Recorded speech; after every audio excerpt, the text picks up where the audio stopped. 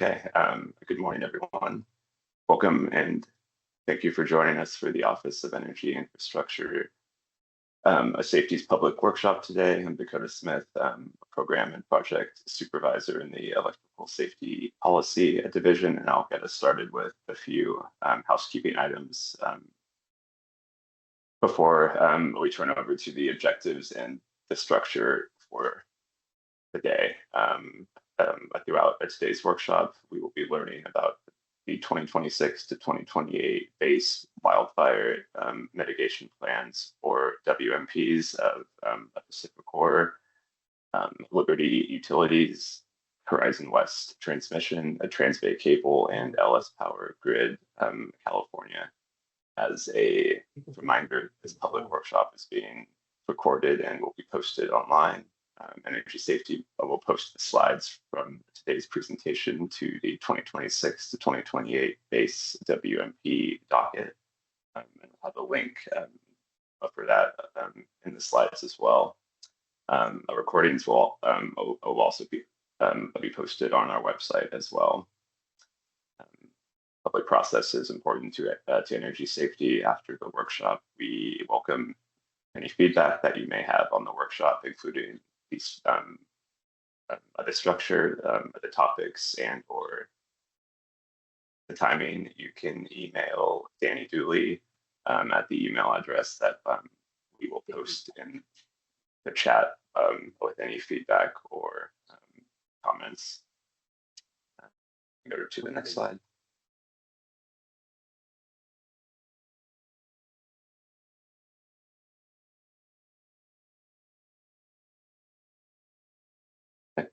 And one more slide, please. We'll open with a brief safety message, as this is a virtual meeting and everyone is participating remotely. Please be aware of your surroundings and know the evacuation route out from your location. If you are alone in your space, please make sure someone is aware of your location in the event of an emergency. If you feel something unusual or have any safety concerns, please let us know. If need be, by using the chat or raising your hand. This workshop is an all-day event, or most of the day, so please be mindful to stand up and move around throughout the day and use the breaks that we have in place as opportunities to step away from the screen. So with that, thanks again for joining, and I'll pass it over to Danny for the rest of the intro.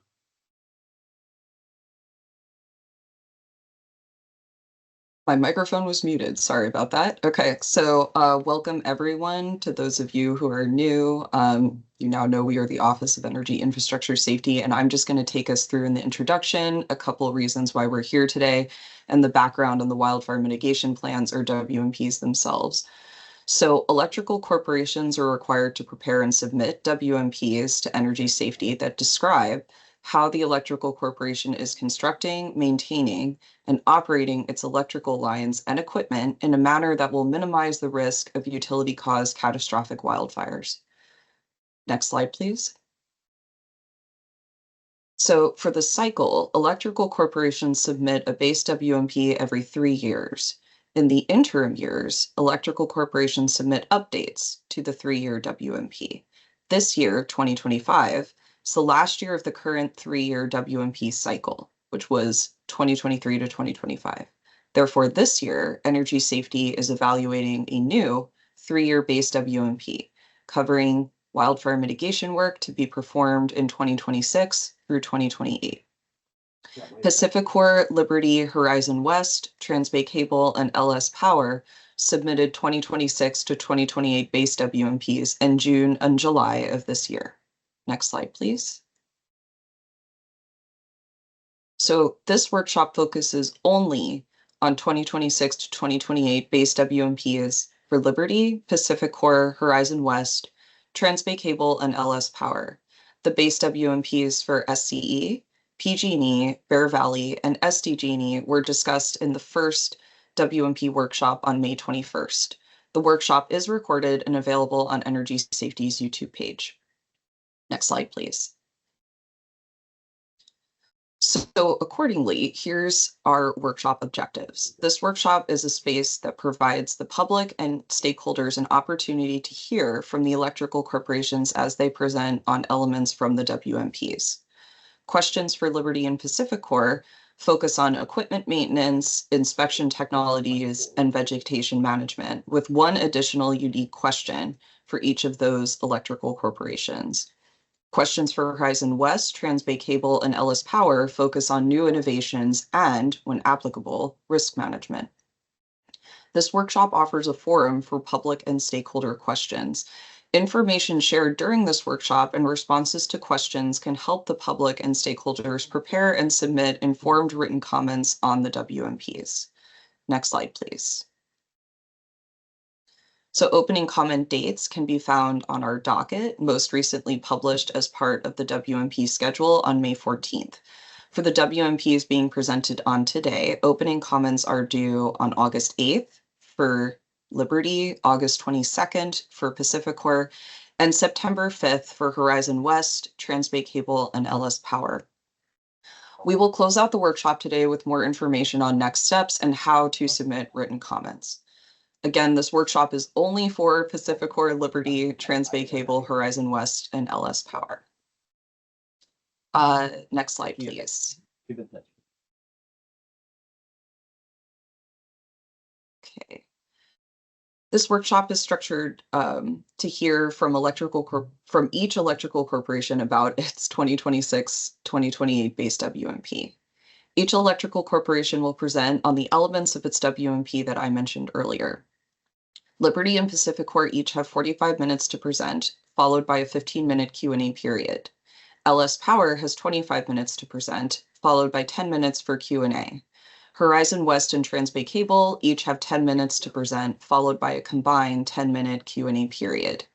Each electrical corporation is subject to a time limit, monitored by an internal timekeeper who will provide live reminders as needed. Next slide, please. As for breaks, there will be a 15-minute break, a 10-minute break, and a 1-hour lunch break. Each electrical corporation's presentation will be followed by a Q&A session, as I mentioned earlier. And at the end of the workshop, after all presentations have taken place, there will be a 15-minute open Q&A session where questions may be asked to one or several electrical corporations about anything discussed during the workshop or any other topic in the 2026-2028 base WMP. Next slide. Electrical corporations were provided prompts to guide their presentations. Liberty and PacifiCorp will present information from its WMP in response to the following 3 questions, as shown on this slide. The first is inspection technologies. What types of inspection technologies does your electrical corporation currently leverage, including any pilot projects for new technologies? If your electrical corporation currently did not pilot any new technologies, why not? Equipment maintenance. Explain how your electrical corporation tracks failure and ignition rates for different equipment types.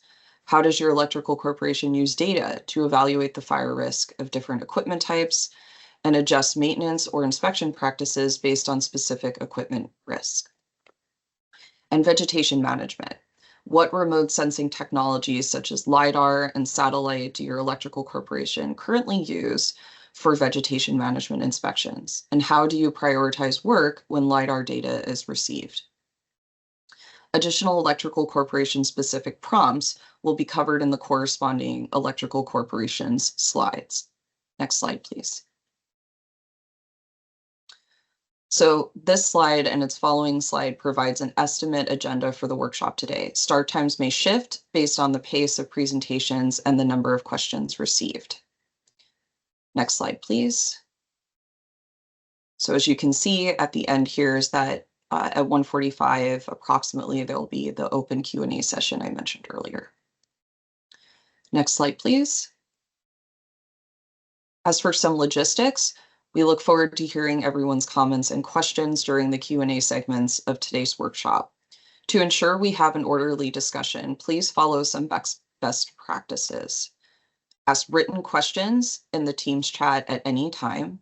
Please hold all verbal questions until the designated Q&A sessions. Raise your hand during the Q&A sessions to verbally ask a question, and we will be able to unmute you and answer it in the order provided. Please ask questions specific to each electrical corporation's presentation during the Q&A session immediately following the presentation. Ask questions applicable to one or all of the presenting electrical corporations during the Q&A session at the end of the workshop. Thanks very much for taking the time to join us today and learn about the base WMPs. And with that, I'll turn it over to Eric Schwarzrock to kick us off with Liberty's presentation. Eric, you should be able to unmute yourself and turn your camera on. Good morning. I have unmuted and turned my camera on.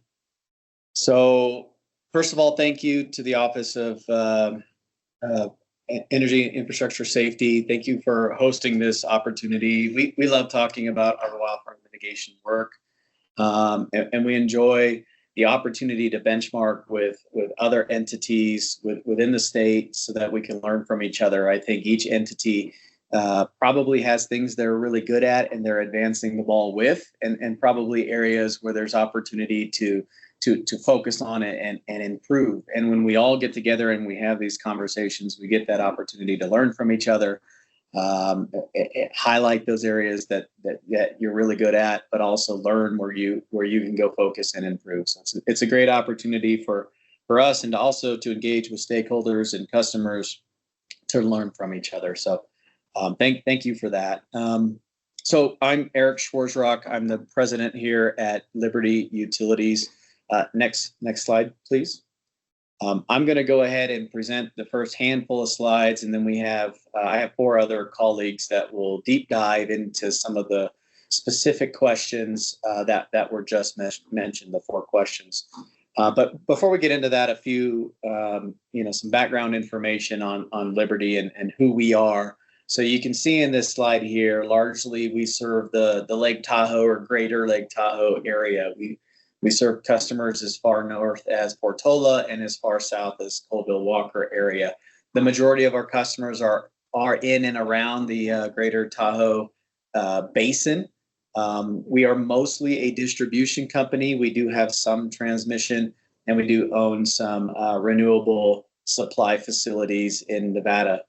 One thing or 2 things I'll say a bit unique about us or different about us from some of the other electric corporations in the state is that we are actually not a part of CAISO. We are connected to Nevada as a balancing authority. So we receive our energy supply from Nevada, including from our resources that are located in Nevada.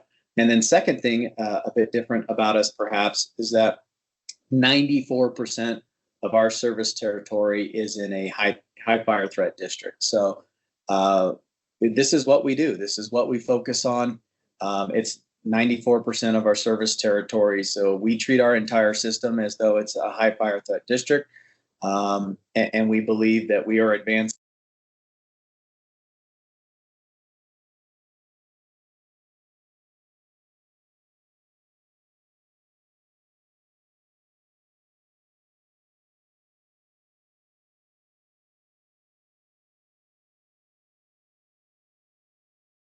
Kind of 4 main components. I think I just lost the slide for a second. Nope, it's back. 4 main components of our program, probably not all that different from the other electrical corporations, but vegetation management. And Eric Euler is going to deep dive into that in a minute here. But I believe we've got a top tier program. Our vegetation management program is thorough. I think if I were to highlight something about our veg program that may be a bit different than what some of the other entities are doing, is that we really focus on partnerships, whether it's partnering with local stakeholders, city, county, U.S. Forest Service, National Forest Foundation. We're looking for grant opportunities, whatever it may be. We look to take advantage of those partnerships, build those partnerships, enhance our vegetation program, and really, I think vegetation management historically is about how do you do it without preventing any harm to the vegetation and to the surrounding. We actually are thinking forward on that, and how do we actually help? How do we improve the health of the forest? as we go through and perform our vegetation work. From an infrastructure hardening perspective, we believe that we're really going after the right things. If I were to sum up our infrastructure hardening, we really focus on a lot of pole replacements. If you look at what we're doing, where a majority of our dollars go, after vegetation management, it is really just hardening and replacing, upgrading our system. We focus on pole replacements. It's kind of this hybrid between pole replacement and traditional hardening, where we will identify a pole that may have some sort of concern, or maybe an asset, a cross-arm insulator, guy wire, anything. If there's any sort of concern, we're going to take a look at that, and we will go ahead and replace that pole. And we may go ahead and upgrade guy wire, anchor, cross-arm. We'll go wider cross-arms, insulators, and beyond. So we have the traditional components of a wildfire mitigation plan. You'd think of a electric corporation, moving from expulsion fuses to non-expulsion fuses and all those sort of things. But this is really what we focus significantly on. So if you're in our service territory, or you're thinking about Liberty, we are really going after the replacement and the upgrade, that hardening of our overhead distribution and transmission system. Situational awareness, I'd say we're making good progress. We have great awareness from a weather station perspective, from a meteorology perspective. We're constantly monitoring. We have great information piping into the team. We have an incident command structure in place, and we are ready to respond in a proactive manner. We work with stakeholders in our region to do tabletop and full operational exercises, so that we are not only a part of the emergency response community in our service territory, but actually a leader in emergency response in our service territory. The area where we still have to improve, in my mind, is we still have traditional meters that we deploy meter readers to. We read those meters. We are currently transitioning that system to a smart meter system. Although not included in our wildfire mitigation plan, that smart meter system will be complete by the end of 2026. And that just gives us additional situational awareness as a whole over our system, so that when you do have an outage, it's for these 91 customers, and that we can really target that area, respond directly to that area, identify concerns quicker, communicate more accurately with our customers. So a lot of good work going into situational awareness. And then this fourth box is probably the box I get most excited about. Although not included in our 26, 27, 28 WMP, it is something that we are finishing up this year, and we will really take advantage of over the next 3 years, but really into the future. And it's our risk-based relay profiles and PSPS. So if you think about fire weather, we really move through 4 modes of operation as fire risk increases. We are in a normal mode. So think winter season. This is the Lake Tahoe area. We may be getting 3 feet, 6 feet, 10 feet of snow in any given storm. And so in those conditions, we are in a traditional mode, what we call a normal mode. And so that every recloser and feeder breaker in our system is going to coordinate with fuses, and it's going to reclose a few times during those conditions, because we know 80 to 90% of the time any given fault will go away, and you can automatically reclose 2 seconds later and restore service to customers. So really focusing on reliability, right? Really focusing on reliability, normal mode. As energy release component starts to rise and it hits that 60%, especially before 80%, we are going to move into what we call fire season mode. And in fire season mode, really what we've done is we've disabled reclosing. And we have SCADA to the majority of our system. And the majority of our system has fire season mode capabilities. And so it's pretty neat that as that fire weather and that wildfire risk starts to increase, we can do it within minutes. We will move our entire system to fire season mode. As fire risk continues to rise, and specifically when looking at severe fire danger index, we start to approach very high, but especially before extreme conditions, we will then, again, based on local regions to a feeder or any part of our service territory, we will move that to what we call extreme fire season mode or fast trip. And so now not only is reclosing disabled, but now we are further deprioritizing reliability and focusing more on safety. So with each mode, reliability focus starts to decrease, but safety focus starts to increase. And so as we approach that very high SFDI condition, let's say it's on 3 feeders, we will move those 3 feeders, and we can do it within minutes remotely. We will move those 3 feeders into extreme fire season mode, basically implementing fast trip. So now no reclosing plus fast trip is applied, where we're going to clear circuits for any sort of fault nearly instantaneously. You can imagine a circuit breaking and falling to the ground. That same feeder is de-energized before it hits the ground. Based in that example. So pretty neat stuff. And then as you get further up from a risk perspective, from a wildfire risk perspective, you get into that composite risk index as it starts to approach 80, 90%, and certainly before it approaches 100%, we will then proactively communicate with our customers and move towards a PSPS and ultimately implementing a public safety power shutoff. And so I like to think of those 4 modes really. We start to deprioritize reliability and start to prioritize safety based on wildfire risk. We can do it in real time.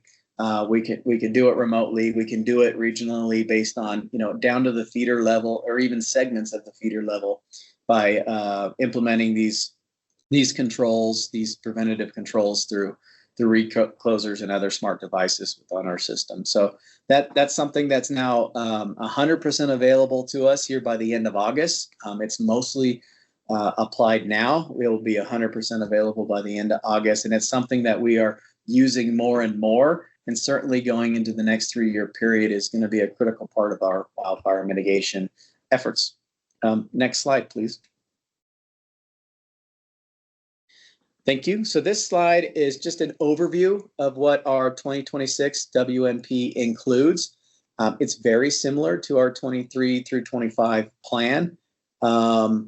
You can see that we're deploying about $36 million in 26. This is a good portion of what Liberty, as I mentioned at the beginning, we're a small entity. So this is a good portion of what we deploy annually.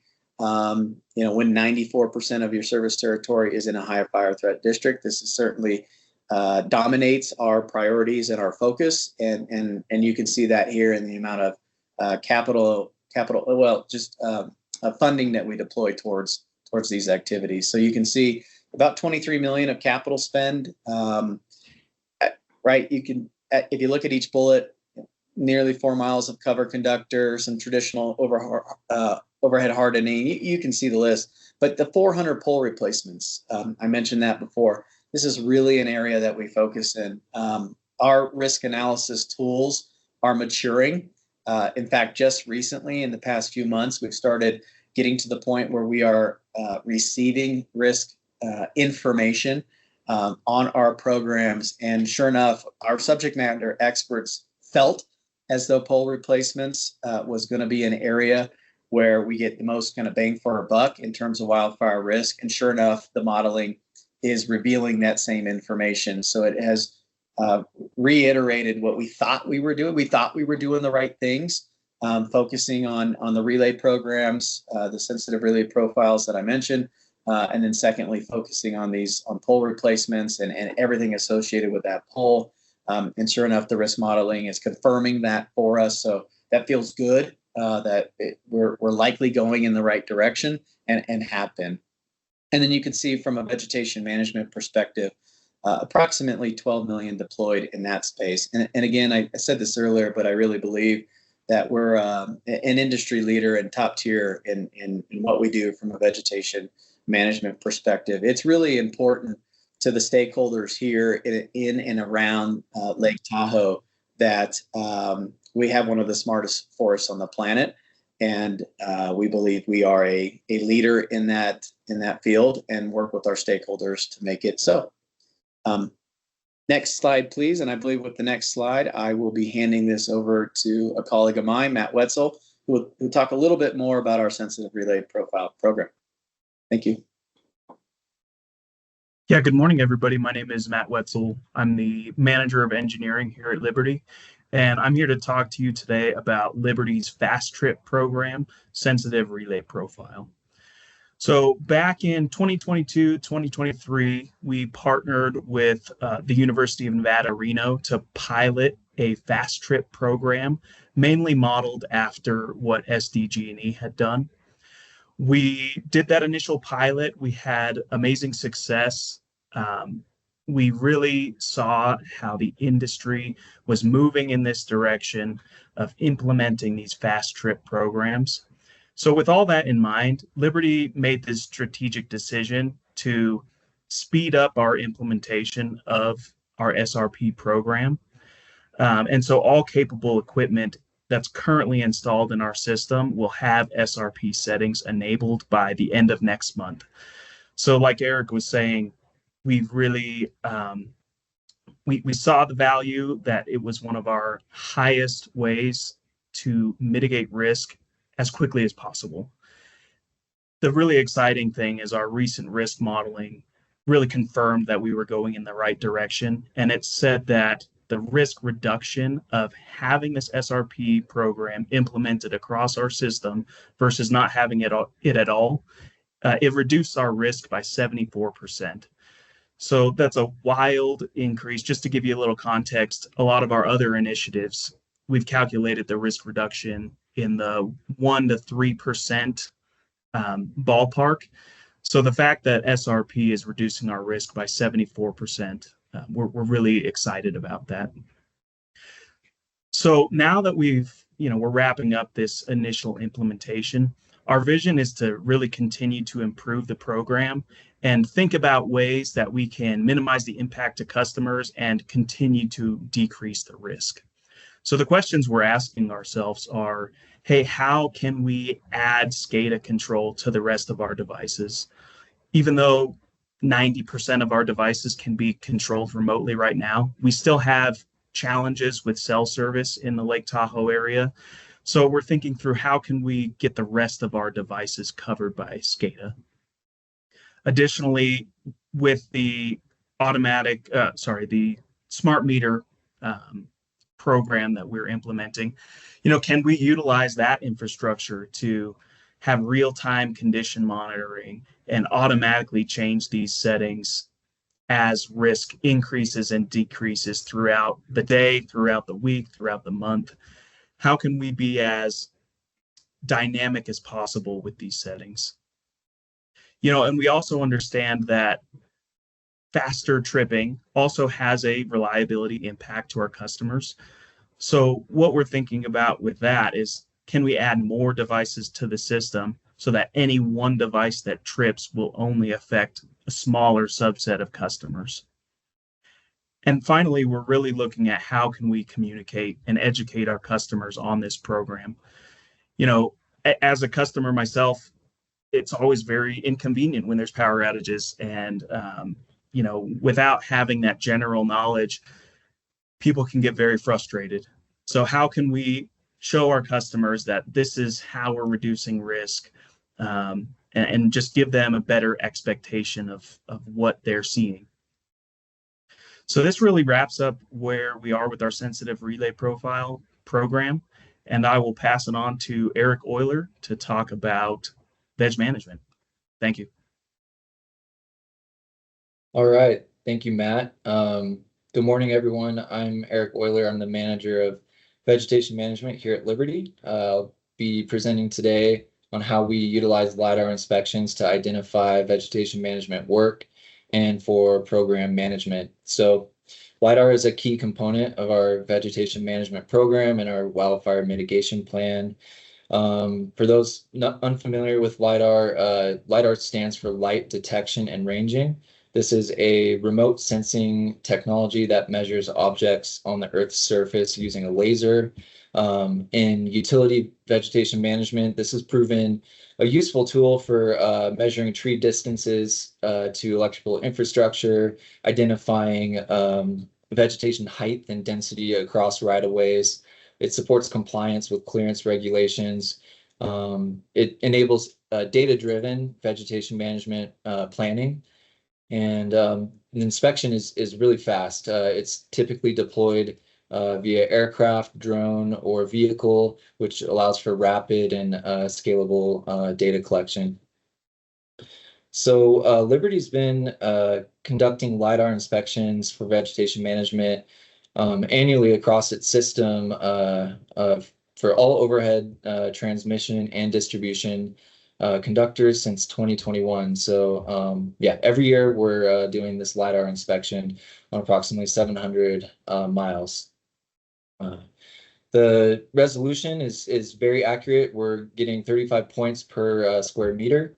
And from that inspection, we are receiving point cloud data. You can see here on the slide as a screenshot of the 3D modeling that point cloud data is able to produce as a reference. We also receive Esri or GIS data sets of trees, poles, and line segments. Then we also have a software that hosts all the data and allows our team to perform vegetation analysis from that data set. Next slide, please. All right, so how do we take that data that we receive and prioritize vegetation work? Well, starting with the inspection, the inspection is conducted using a fixed-wing aircraft and is conducted in the late summer. This is when tree growth really starts to slow down or is stopped, so it allows us to get a good baseline for vegetation clearances across our system. After that initial inspection, we enter a data processing phase. This is basically categorizing the points that the LiDAR data takes in the field and categorizing it into manageable pieces so it can be delivered to Liberty for use. We receive the final deliverables typically in the fall, and from here we begin our analysis to identify vegetation encroachments, meeting our action thresholds. So in our vegetation program, we set action thresholds greater than regulated clearance distances to mitigate vegetation before it even reaches that minimum clearance requirement. So we want to be proactive in pruning those trees before they even get to the clearance requirements. So typically that's we're pruning trees when they just start encroaching about 6 feet for primary and 60 kV lines, and then 15 feet for 120 kV. So once we've identified those encroachments across our system, we begin creating work orders. We generate those work orders into work packets that are then assigned to tree crews, and our vegetation crews are dispatched out there to those locations to perform work.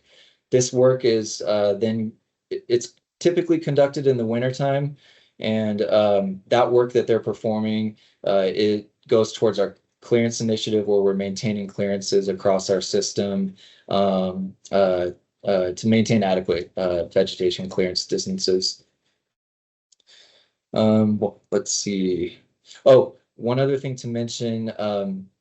So with that LiDAR data, we pull all that those data sets, our updated tree inventory, poles, and line segments. That's pulled into our work management software that's used by our field crews. So as they're out doing tree work and field inspections, they have a fresh or a data refresh every year, and they use that as a tool when they're doing hazard tree assessments. So all of our tree inventories have different, they're attributed with its distance to wire, its fallen or strike ability to strike the lines or fall clear.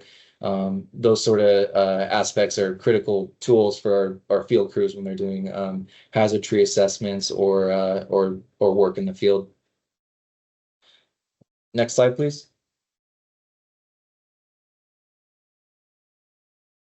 So we have been testing aerial and satellite imagery to evaluate tree health. In 2022, we began conducting tree health analysis using orthoimagery, which is a tool used to detect chlorophyll reflectivity. Basically, stressed vegetation shows up as dull and less bright in the imagery compared to healthy trees.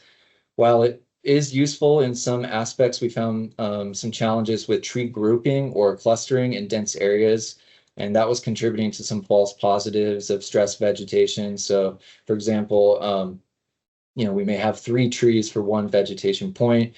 If one of those trees is showing some decline or signs of stress, even if it can't strike power lines, because it's blocked by the 2 trees in front of it, or it's too short to strike, that can throw off the health score for that vegetation point. So in response to that, we began to pilot satellite imagery and aggregating deviations in chlorophyll detection at a span basis. This methodology is thought to take a more span-by-span approach rather than individual tree to help inform us where hazard tree inspections may be needed.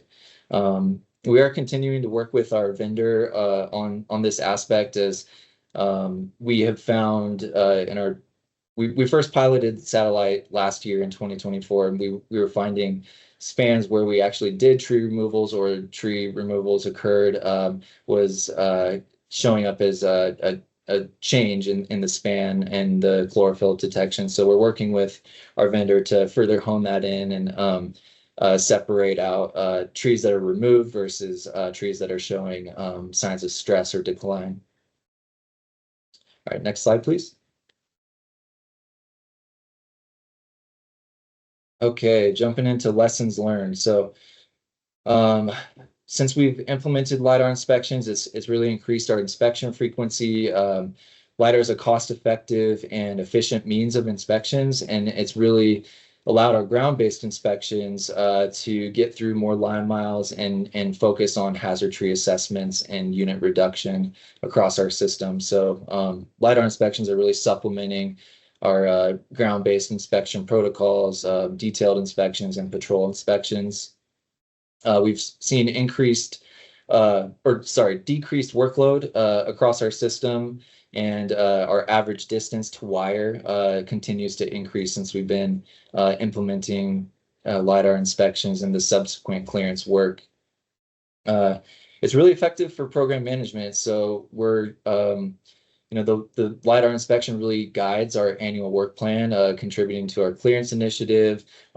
As I mentioned earlier, all that data is used in the work management software for our field crews. We conduct change detection to verify our program's effectiveness. And then there's also overlap with some of our other initiatives, some of our forest health treatments and field management work that we do in partnership with local agencies. We can do a pre and post reviews or snapshots for special projects using that LiDAR data.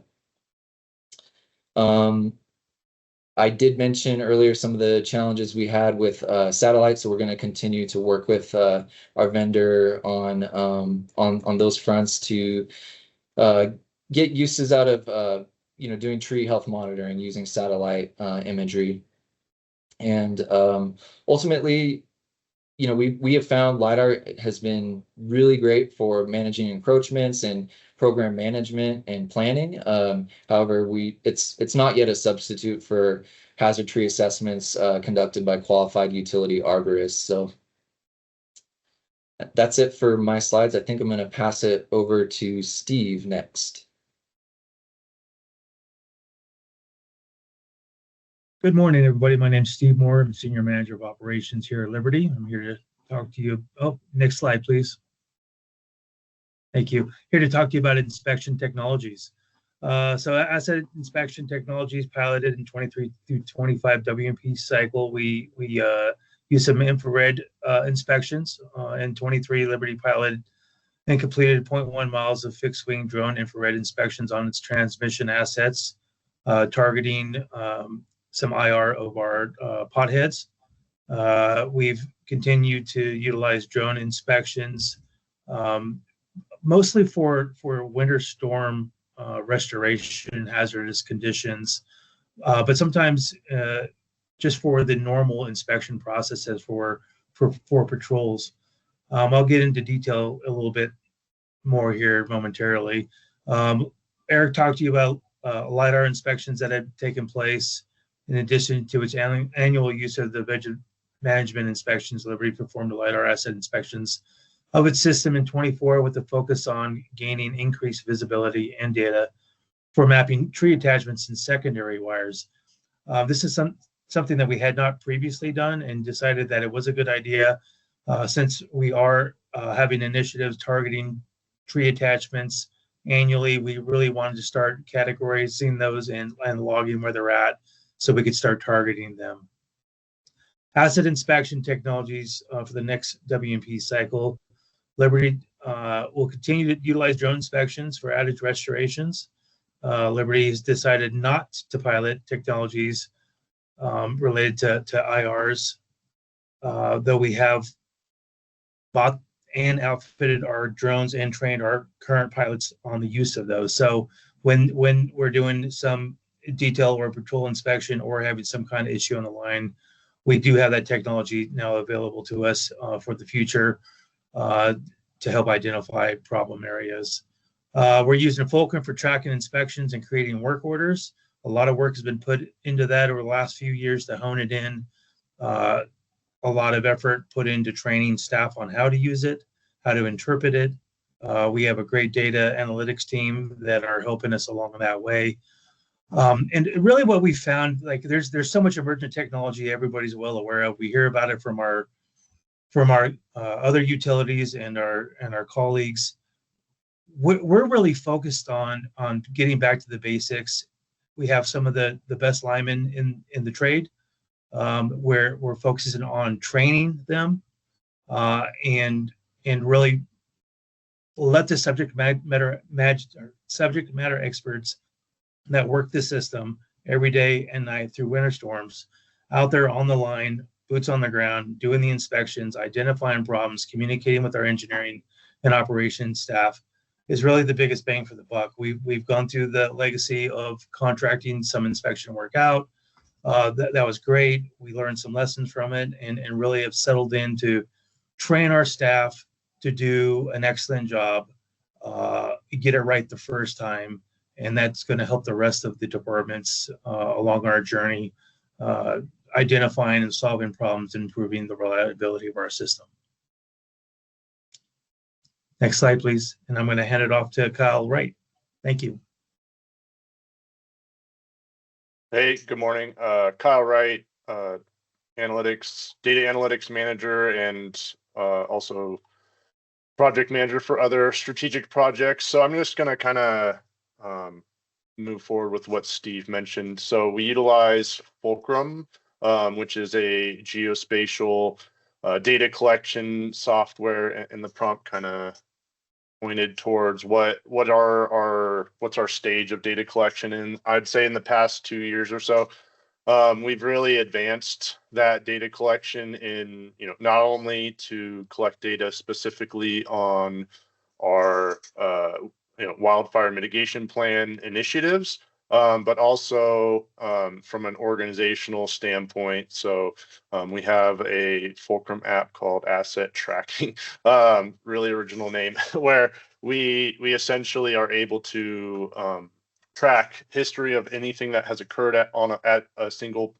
asset location, whether it's inspections, different pieces of equipment that are placed on that pole, transformers, etc., which really can tell the story of what's occurred at that location, but also give us insight to what's next for that location. And so that kind of leads into where we're at with just identifying our equipment failures. So we use a Schneider ADMS outage management system where we track all of our outages through dispatch. There's cause codes due to equipment, weather, a plethora of cause codes there I'm not going to necessarily get into.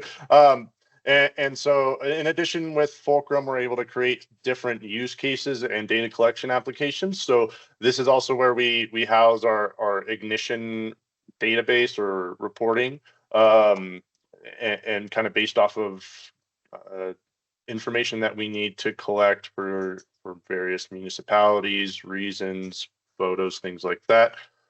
We collect all that ignition data. Like knock on wood, thankfully, that's a pretty small data set, which makes our fire risk modeling somewhat difficult. So, but for fire risk, our inputs, is asset data from our GIS system and our Fulcrum asset tracking system, the outage data from the Schneider ADMS outage management system, as well as that ignition data.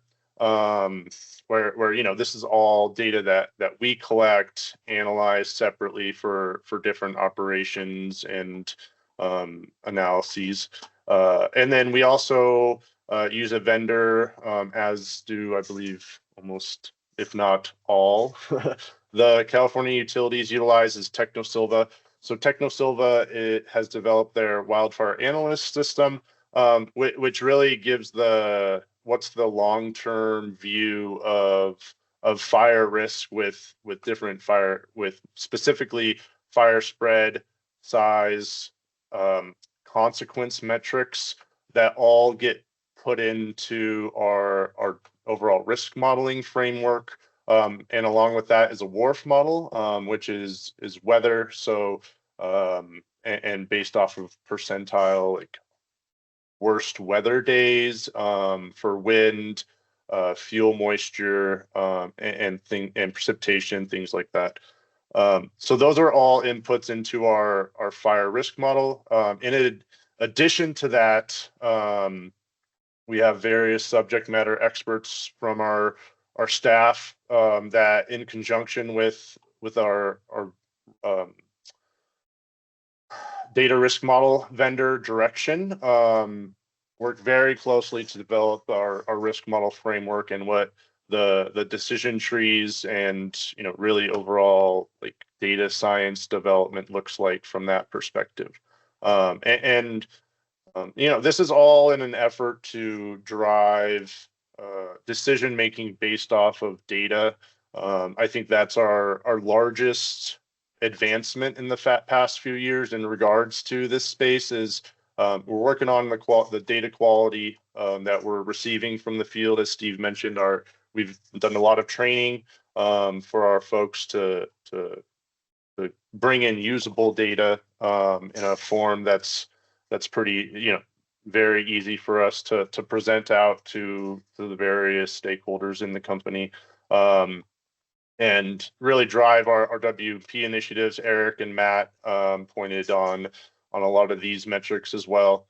And so we kind of want to split up the WMP initiatives and the general order requirements, where for our inspections, we really focus on what the general orders kind of prescribed for us, and then what we find from those, we can prescribe for our WMP initiatives, essentially. So yeah, I think that wraps up our whole presentation. And yeah, looking forward to questions at the end of this. There's usually quite a few questions on the risk stuff, so appreciate it. Thank you very much.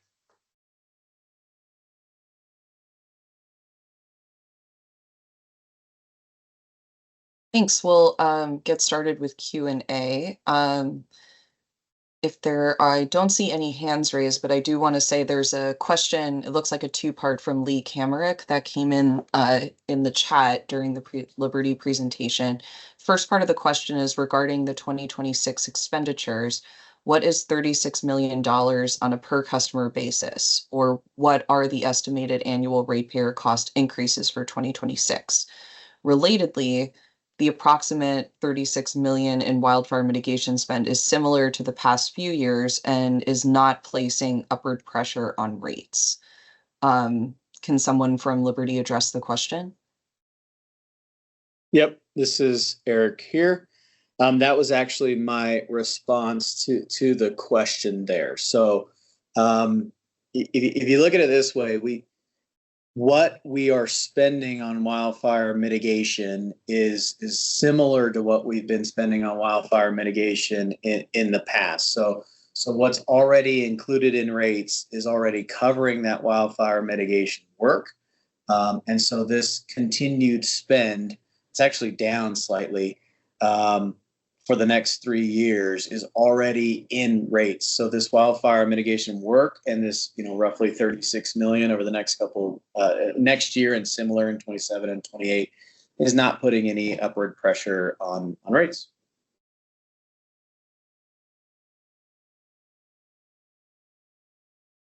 All right, thanks very much for responding. Are there any other questions? Please feel free to raise your hand or put a question in the chat. I see Zoe Harold has their hand raised. For those of you in this workshop that will be speaking, when you speak, please introduce yourself and the organization you're representing. All right. Zoe, I think your microphone is unmuted on our end. Please go ahead and speak. Can you hear me? Yes, I can. Okay, great. Thanks. This is Zoe Harold, Green Power Institute. My first question for Liberty is what I've seen in the 3-year WMP plan is basically pretty consistent tree attachment and expulsion fuse remediation work over the 3 years.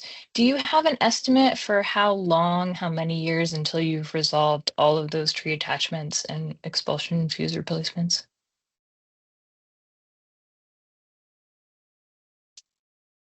Yeah, good morning again. So I actually don't have the number for the fuses. The tree attachments, like I said, we had the technology flowing. We're still gathering the data, trying to figure out exactly how many tree attachments we have. I do want to note that both for the tree attachments and the fuses on an annual basis, what we've been reporting out is far exceeding what our minimum initiative levels in the WMP are. So though I can't give you an exact date on when these things are going to be addressed, we are targeting them. We are exceeding expectations year over year, and we plan to continue that. I hope Thanks that's an acceptable answer. Yeah, that's really helpful. And so are some of those tree attachments and expulsion fuses getting replaced with the pole replacement program, or is it like a completely separate additional target? Yeah, that's a great question. So, and I'm glad you highlighted that. So for our initiatives, though, we've specifically called out 500 fuses and 5.2 miles of wire, 60 tree attachments. That is specific targets where we're going to go out and we're going to target just those things. Additionally, all the hardening that we're doing, all of the pole replacement work we're doing, those numbers are in addition to the reported initiatives that we're targeting. So that's why you're seeing numbers coming in much higher, is that we're also targeting those things. When we show up to a pole to replace it, that's all those issues are being dealt with at that time as well. Awesome. Thanks so much. That's really helpful. And I can add a little bit to that. Based on the risk modeling that we've received, that Kyle spoke to in just the past few months, it's identifying the tree attachment removal as one of the lower risk reduction techniques or programs that we have. So we're seeing higher risk in other areas, like just go replace the poles or implement the fast trip. So we are beginning to focus more and more in those areas where the risk modeling is telling us we're getting more bang for our buck. Thank you. I have another question, but I can defer if there are other hands raised. There's currently no other hands raised. Zoe, I did want to ask, before you ask your second question, can you state who you're representing? Yes, Zoe Held, Green Power Institute, GPI. Yeah, for sure. My second question is, you discussed basically shifting focus now that the SRP is going to be enabled across all of Liberty's distribution system, and now shifting focus to reducing the impacts of the SRP program. I didn't see any reference to distributed energy resources or any kind of like backup battery programs. Can you talk a little bit about if you're looking at backup batteries or battery programs or exchange programs that would support any outages? Yep, I can go again. So we do participate in the joint IOU Access and Functional Needs Collaborative Council, where we discuss different opportunities and benchmark with other electric corporations on what they're doing. We are evaluating opportunities for battery deployment. How will that work? How does that make sense? How does that help a customer? How can we do that in an affordable manner? And I think I saw another question in the chat, and this kind of touches on that as well, as we are also, so for example, we do additional communication with medical baseline and access and functional needs customers. Typically, we are informing them ahead of other customers. We try to get communication to them sooner than others. We work with them proactively. So there's mailers, bill inserts. We do different events within the community where we join, emergency preparedness meetings or other meetings. Some we host on our own, where we try to provide information and FAQs so that customers are more aware. We try to do this in both English and Spanish to get to communicate with as many customers as possible. So we work with them in the case of a public safety power shutoff. We also will look to deploy generators to help maybe keep those medical baseline customers that can't move from their home to another location, to keep them energized, or we'll work with them to get travel necessary to get them moved from maybe their home to a nearby hotel and support them in that transition and funding that hotel room, along with food and other things. We have gift cards that we give out. So that's some of the proactive work that we're doing so far, but certainly we continue to evaluate other opportunities like battery and other things that we can do proactively to better support that customer group. Great, thanks for that.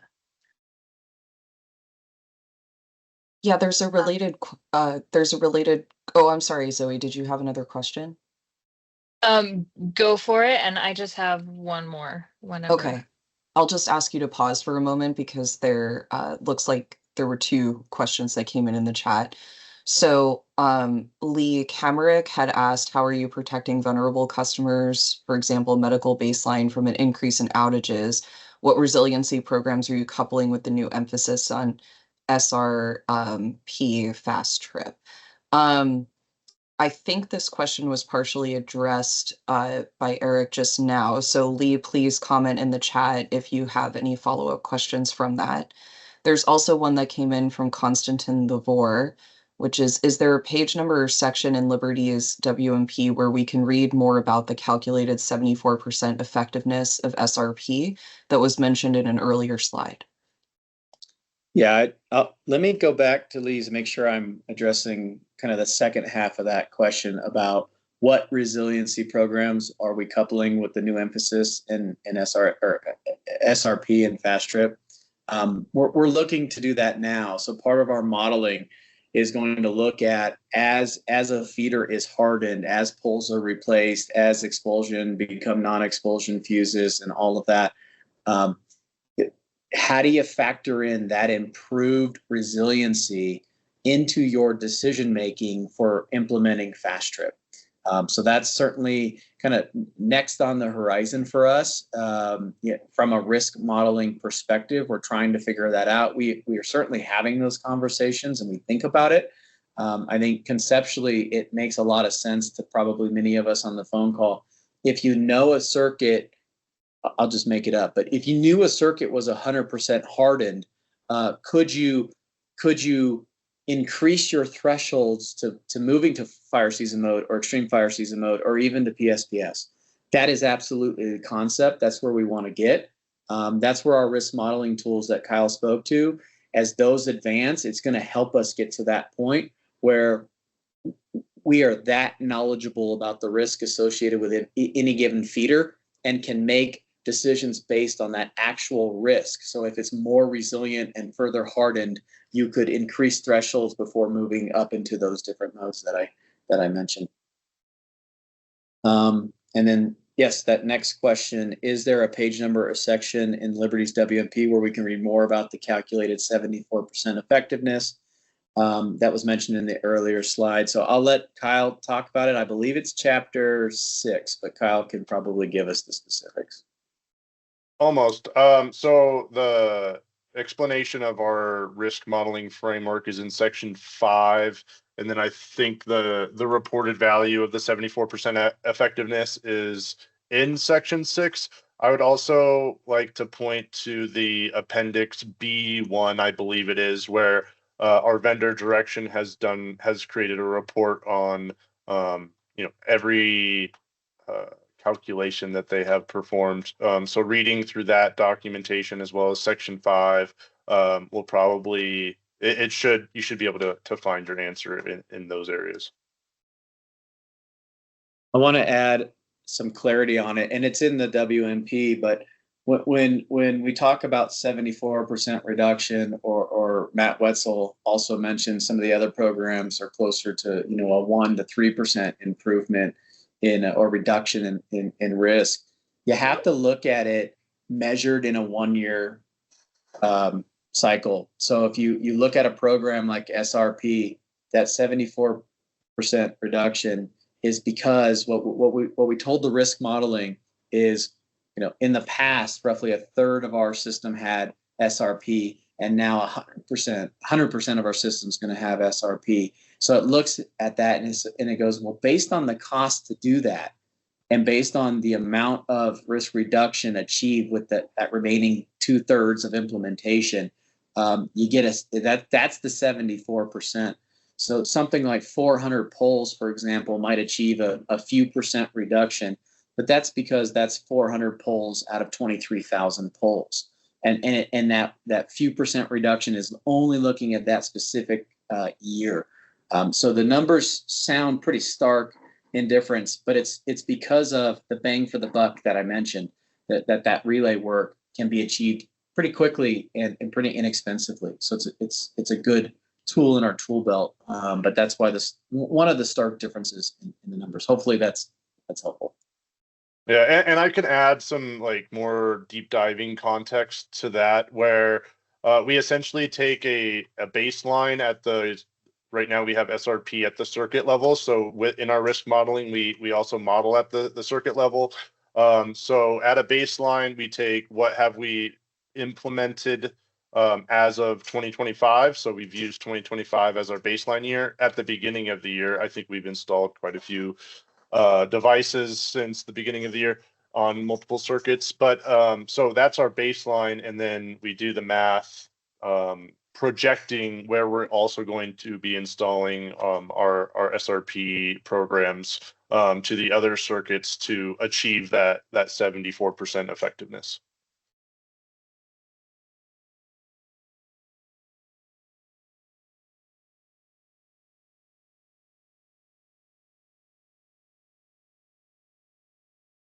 Okay, it looks like for a related question regarding vegetation. Oh, this is from Lee Kamerick. Regarding vegetation management, do you have any significant challenges with residential customers consenting to tree work being done on their property?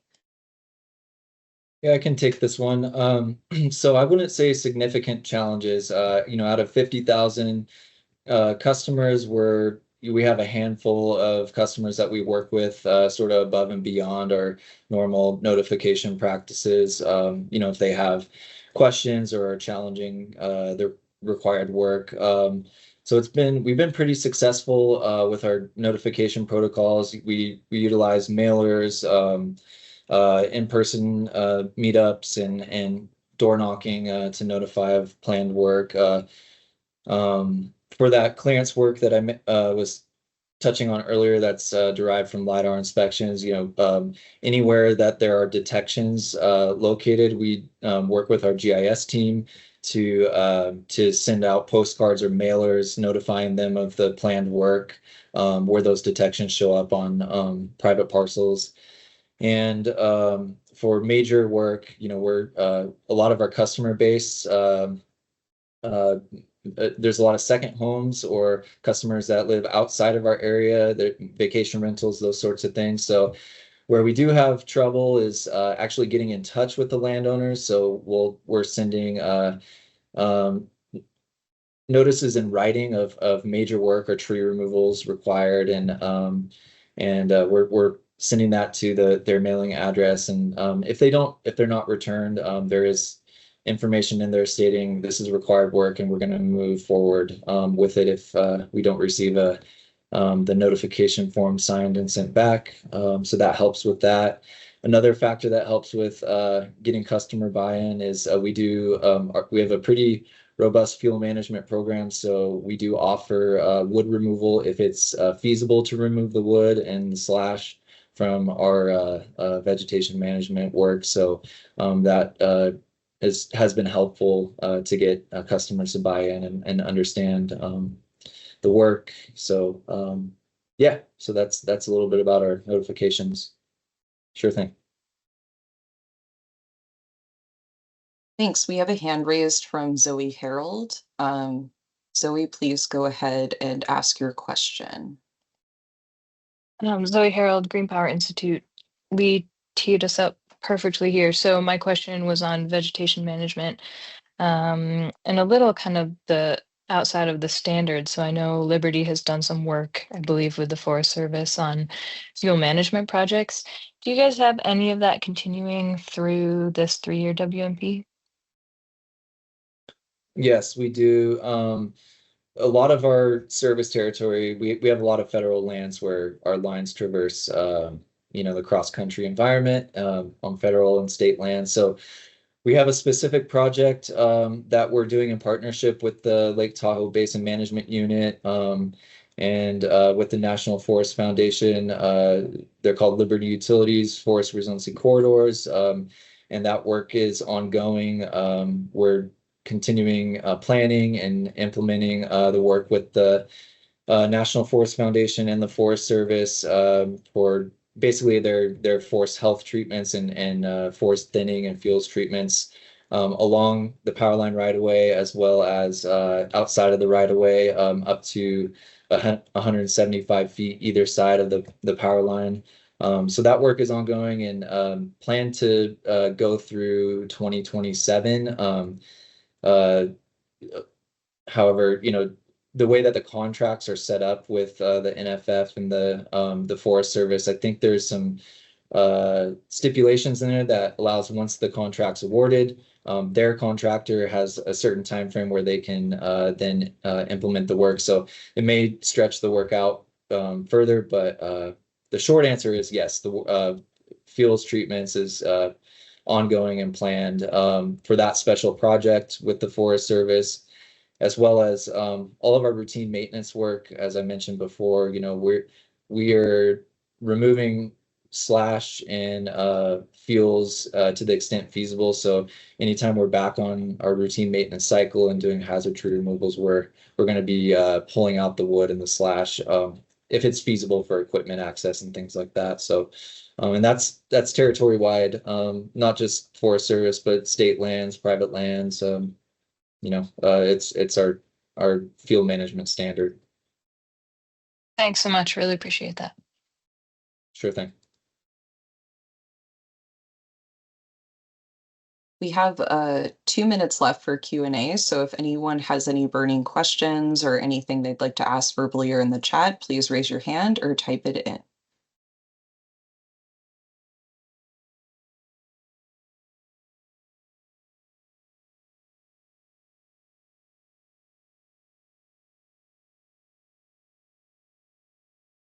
Zoe, it looks like you raised your hand. Yeah, thanks. I'll just use these last 2 minutes. Just close us out. Yes. Yeah, I appreciate that you guys are doing the tree health survey work. Can you remind me how long you've been doing that for, and if you're seeing some trends? I know, we previously would look at the aerial survey data, but I haven't seen that come out recently, so I think this is a great supplement to that. Yeah, we started in 2022. We were using ortho imagery to first pilot tree health analysis, and there's some application to it, but we were finding a lot of false positives. As I explained earlier, through that health detection, we were getting a lot of points that were indicating a tree was stressed or very stressed, and we would find that it had, it was relatively healthy, or there's an adjacent tree that wasn't an issue for the lines, but was throwing off the score. So we worked with our vendor to look into satellite imagery and start looking at it by a span by span basis. So instead of like targeting it by the specific tree, looking at it from a regional or an area standpoint to hone in on, like, okay, this span, we're seeing some change here in tree health, so let's go send a arborist to take a look at it and determine if we need to do hazard tree removals. So it's still a work in progress. It's not perfect, and we're working with the vendor to improve it and make it usable. But we've been testing it out basically since 2022 with some mixed results. Great, thanks so much. It sounds like there's kind of a resolution difference then between your ortho imagery and your satellite, and you're looking at combining those two, or? No, we're not collecting ortho imagery data anymore. We decided to move strictly to satellite imagery for this span by span aggregation. Great, thanks for that. Thanks very much, everyone. The Q&A session for Liberty is now closed. We're going to take about a 15-minute break now, so please come back at 10:30 a.m. And New, can we pause recording until the break's concluded?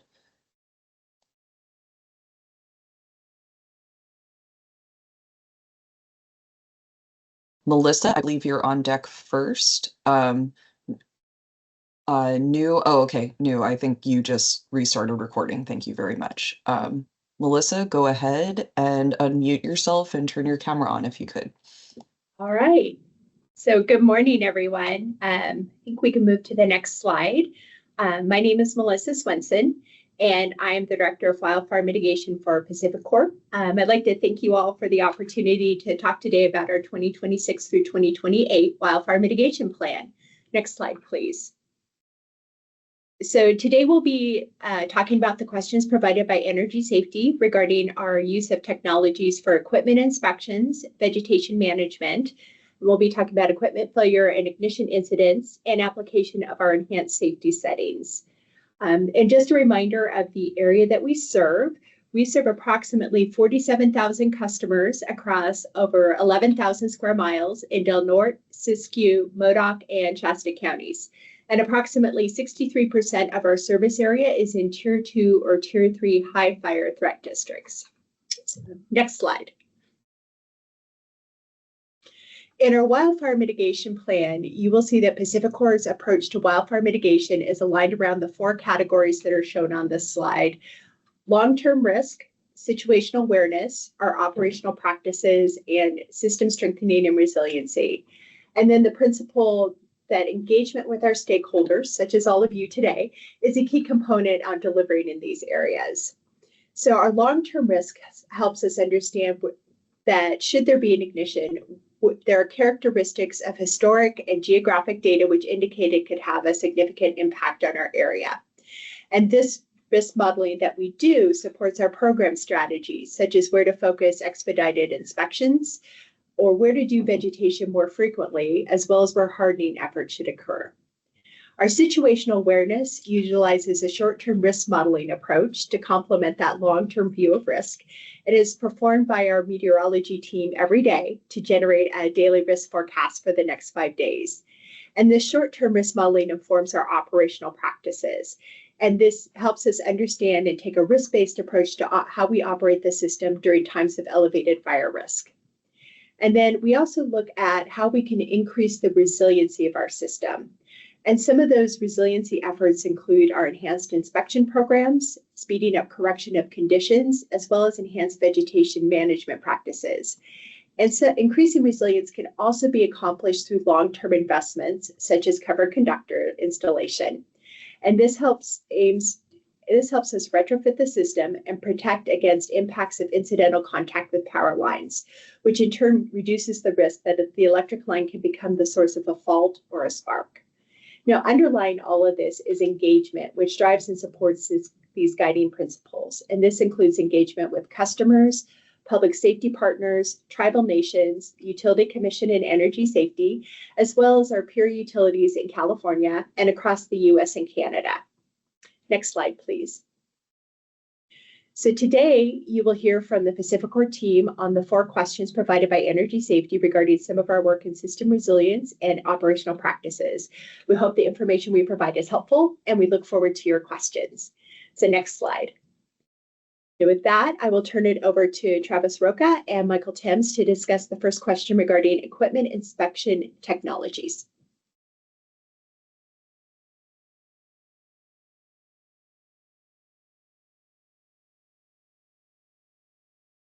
All right, next slide, please. So real quick, I want to go over just the inspections that we do generally today. So the current foundation of PacifiCorp's inspections are outlined as a patrol, a detailed, or intrusive inspection. The inspection guidelines are based on the rules in GO 95, GO 165, NESC, and PacifiCorp's policies and procedures. The patrol inspections are a brief assessment conducted from a reasonable vantage point. And basically what we're looking for is conditions based on damages, potential ignition risk, safety hazards, and right-of-way encroachments, to name a few. The detailed inspections go a step forward, more in-depth, and basically we perform a careful visual inspection by visiting each structure as well as the spans in between structures. This is completed a lot of times by walking or hiking pole to pole so that we don't miss anything along the way. The intrusive inspection adds another layer to the inspection with an intrusive test being performed along with the detailed inspection. So an inspection or a borehole is drilled to test the shell thickness, but also to test for decay. If the decay is found during the inspection, the severity of the decay is determined at that time and may include excavation around the pole to further inspect the amount of the decay. At this time, remedial treatment is applied as prescribed by the intrusive test findings and company policy. So next slide, please.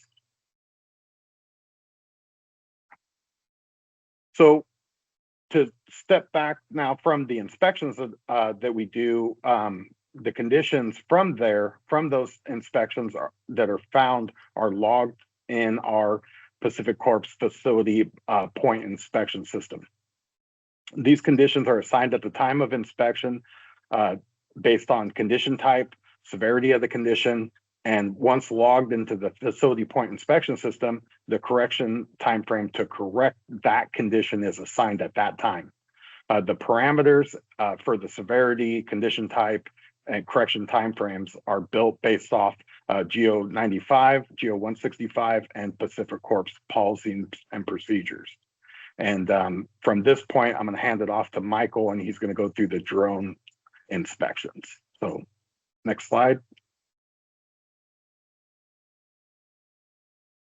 Yes, my name is Michael, and I'll be talking about our inspection technologies, which I have 2 that I'm going to present here, our use of drones and then infrared inspections. So our drone technology is broken up into 2 groups. What are we doing now and future? And then I'll go into the infrared after that. So current use of drones within PacifiCorp, we started using this as a tool that our line patrolmen have that can go into some of those standard inspections that Travis mentioned. So our patrol inspections, detailed inspections. Our line patrolmen are licensed drone pilots and have that on them, so they are able to use this, which has been a great opportunity for difficult to access locations, and also provides a different vantage point than you get when doing a ground inspection. That picture on the right kind of highlights what you can see from that different vantage point by looking from the top down compared to a ground inspection when you're looking up at the pole. So it has been a good tool to see different conditions as well as just aid in some of those standard inspection programs that we have. That led us to our creation of a drone inspection performed by request.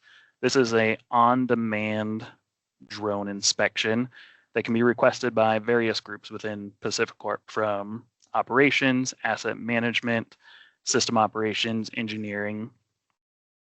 And what this is if there's been an identified need from one of these groups, they can send a request to have a drone inspection performed, and then we will go ahead and prioritize that based on the risk associated with it. So it's a good tool to use and just led into that program. Next slide.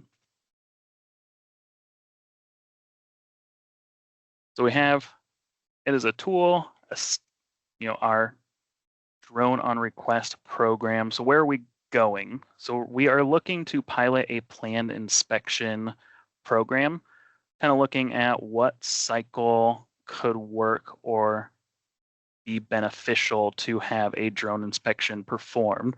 So this would be an enhanced inspection going above and beyond the standard ones that are currently performed, and trying to determine between distribution, transmission, what would this look like? So we're wanting to kind of head to a regular use of drones as an inspection program, trying to figure out what that would look like. Another component is beyond visual line of sight. Currently, we are only using visual line of sight inspections, which limits how far you can actually inspect when you have to see the drone itself.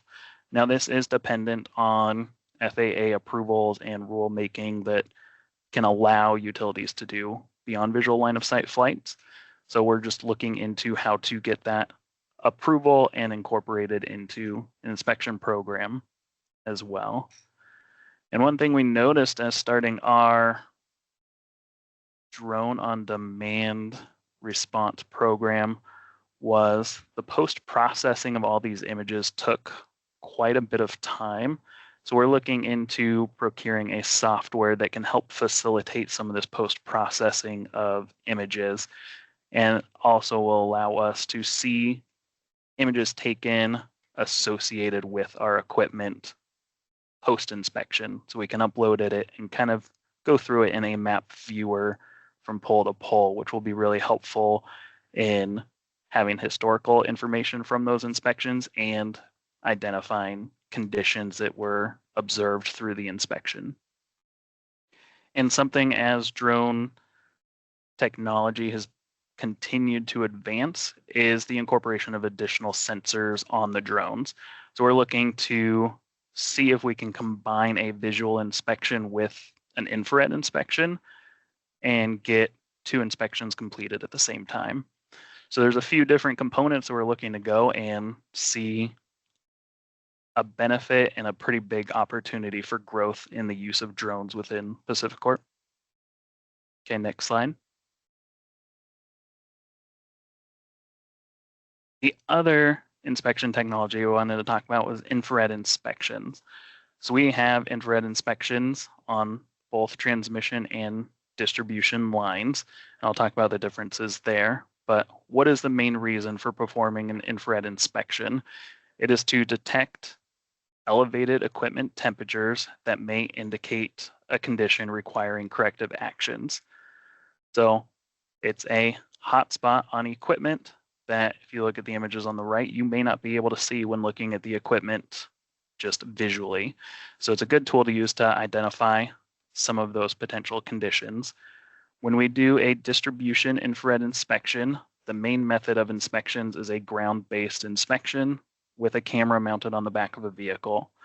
There are times where we have limited access, where a drone or helicopter may need to be used as an alternative. When we do transmission lines, it is much more effective and is performed with a helicopter, and that is the main way that it's inspected for transmission lines. Currently, we have all our inspections performed by a licensed thermographer who identifies the thermal anomalies and indicates what equipment might require further investigation or corrective actions.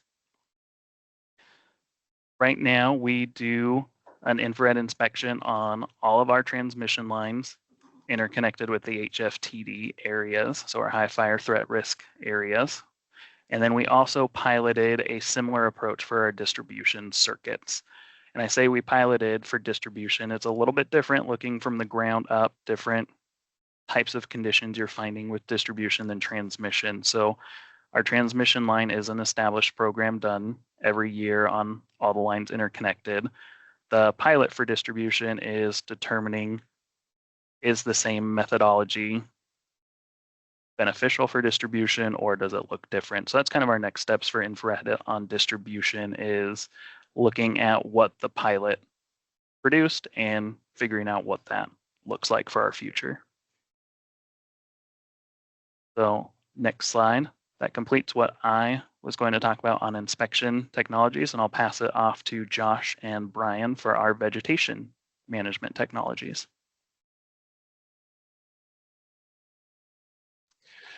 Good morning, everyone. My name is Brian King, and I'm the Director of Vegetation Management Support.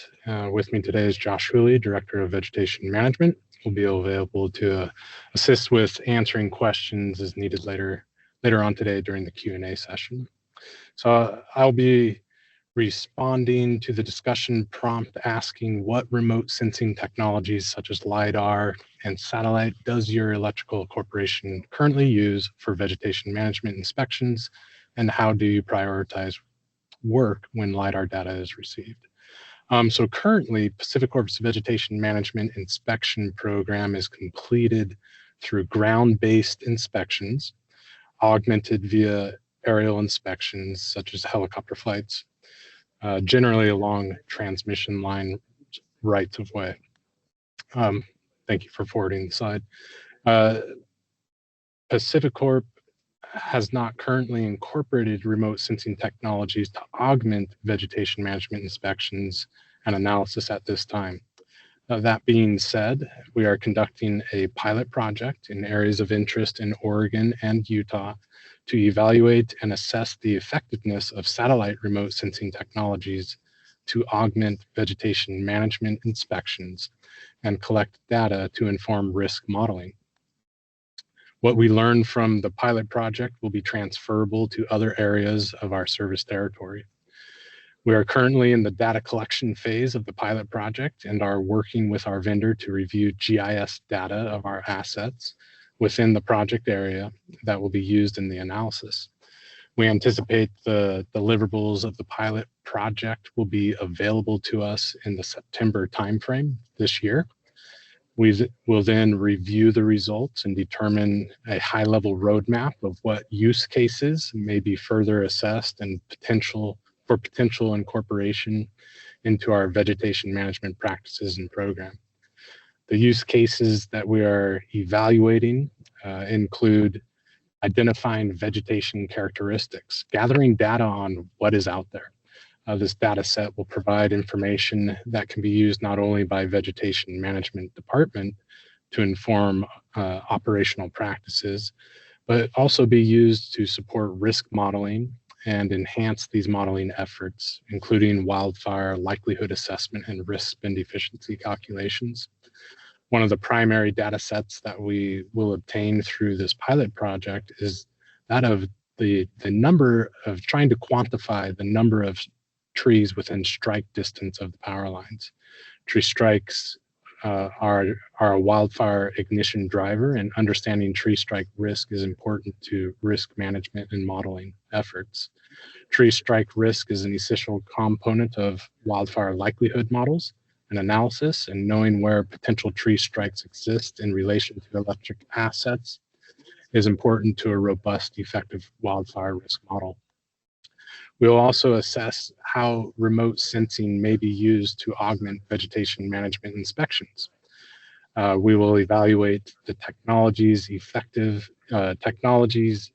effectiveness of identifying hazard trees, areas of vegetation encroachment to conductors, and then also look how we may prioritize this work based on criteria that we will establish, and also be looking at how we may use the technologies to assist in transmission right-of-way maintenance planning, which basically is a process of prescribing maintenance actions within the right-of-way, such as mowing or herbicide use based on criteria we will establish. In addition to gathering data sets as inputs that may be used in PacifiCorp's risk modeling efforts, we will review what the vendor provides regarding risk and reliability analyses. PacifiCorp, we recognize this is an opportunity for growth for us in this space of remote sensing, and we look forward to the results of the pilot project and how it may inform the potential of implementing a larger scale data collection event or incorporation of such technologies into our vegetation management program to help drive continuous improvement in operational efficiencies across our 6-state service territory. Some of the figures in the slide on the right-hand side kind of illustrate some of the data sets we are hopeful to acquire through this pilot study, identifying areas of hazard trees, densities, as Liberty Utilities spoke a little bit about tree health. We're looking at that as well, of what the vendor can provide with respect to tree health, so that we may be more proactive or inspect areas where we're seeing tree health decline.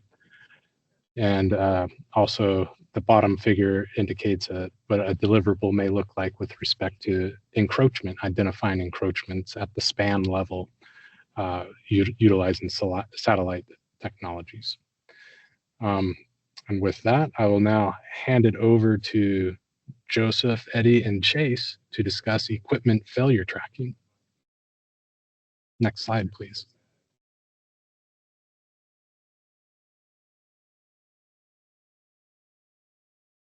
Good morning. This is Joseph Ryan. I'm Director of Standards for PacifiCorp.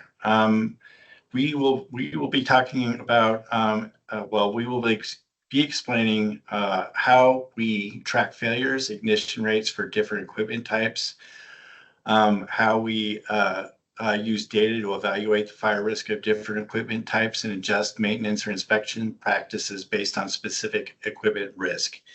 So I specifically will be talking about tracking of material failures. Next slide, please.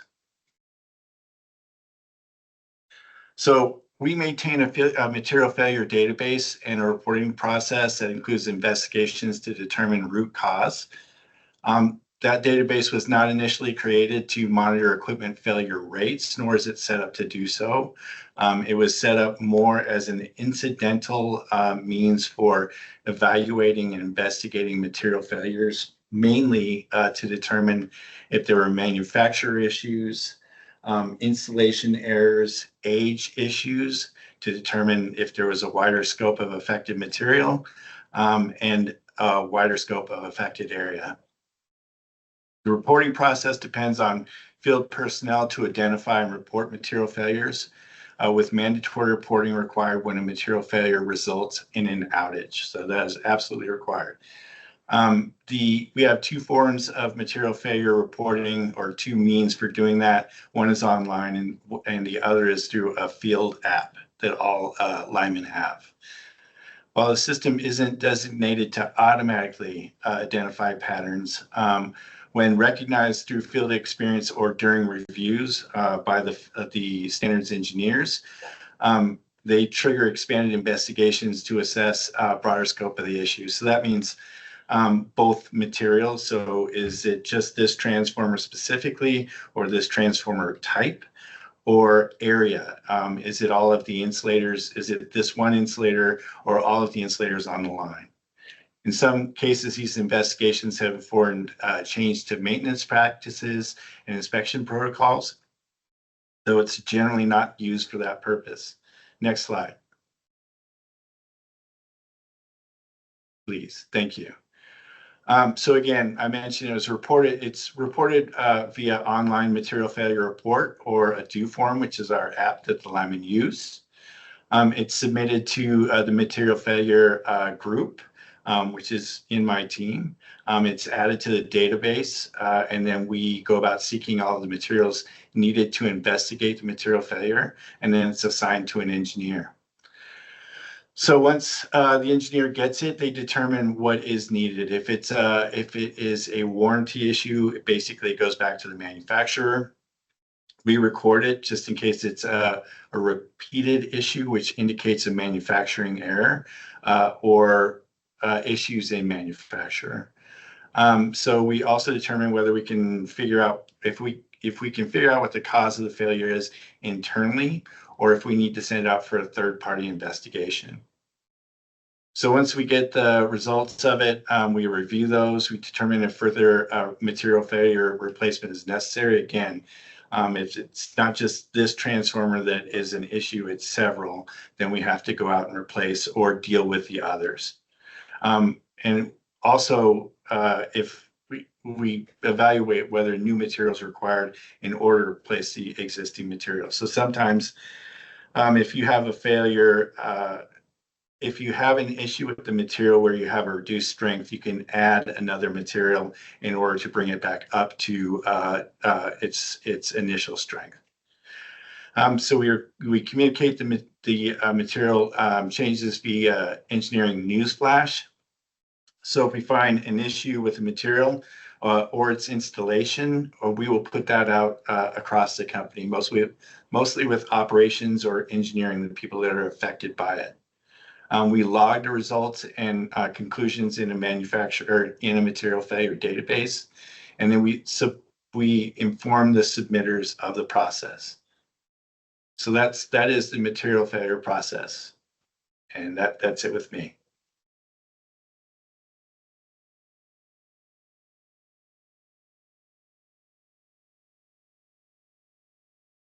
I think that means it's you, Eddie. Yeah, no, I think it's my turn. So, okay. Good morning, everyone. I'm Chase Talbot. I'm the Director of Asset Performance at PacifiCorp, and I'm going to be walking through the fire incident tracking reporting process and some of the improvements that we've made over the last year or so. And so from the slide here, you can see that we, well, I guess the first thing is it starts with the wildfire incident response to do forms. And so what we've done in the past is we have, and I guess we still are, benchmarking and learning from other utilities and incorporating some of their best practices to improve our own processes and business practices. And so one of the things that this has led us to is revamping the wildfire incident response do form. And this is a do form that's completed out in the field at the time of an incident or when they're restoring power. And we rolled this out in Q3 2024. And this has significantly improved the fire incident data collection process. We're getting a lot more information up front regarding the outage, regarding the incident, and also photos, which is also very helpful. Once we get that D form completed, all of this is automated and the data ingestion into Foundry, which is a Palantir tool. And so we have data from various sources that's automated into Foundry to minimize data errors. And this automated data is staged in what I'm calling the landing zone, but essentially it's just a place where we can confirm that it is a fire incident and remove false positives. And so what we have here is we'll have an analyst will go through and confirm that the incident is in fact a fire incident, ensure that the outage attributes are attached to the incident if there is an outage, We'll also start, we also have an outage mining process that is feeding into this landing zone as well. And so this outage mining process flags any incidents that any events or any outages that may be a fire incident. And so kind of what we've seen with that is, the outage miner or the outage mining will flag an incident, let's say in the morning, and then later that afternoon we'll get a wildfire incident response due form. And so it's been, this feedback loop has been encouraging, confirming that the process is working, which is a good thing. Another thing that we're doing is we're mapping the ignition risk drivers to each of the incidents for future root cause analysis and reporting and other processes. And then we're also validating the GIS mapping location of the incident, the facilities and assets involved. And then at the bottom here, you can kind of see I've got like a little thundercloud representing weather data. So this has a dotted line. We're not quite there yet. This is more of a future state type thing, but what we're intending to do here is tie out red flag warning days, high wind warning days, map those over to our fire incidents, as well as other weather-related information. And so again, it's not live yet, but that's something that we're working on and is on the roadmap to be mapped.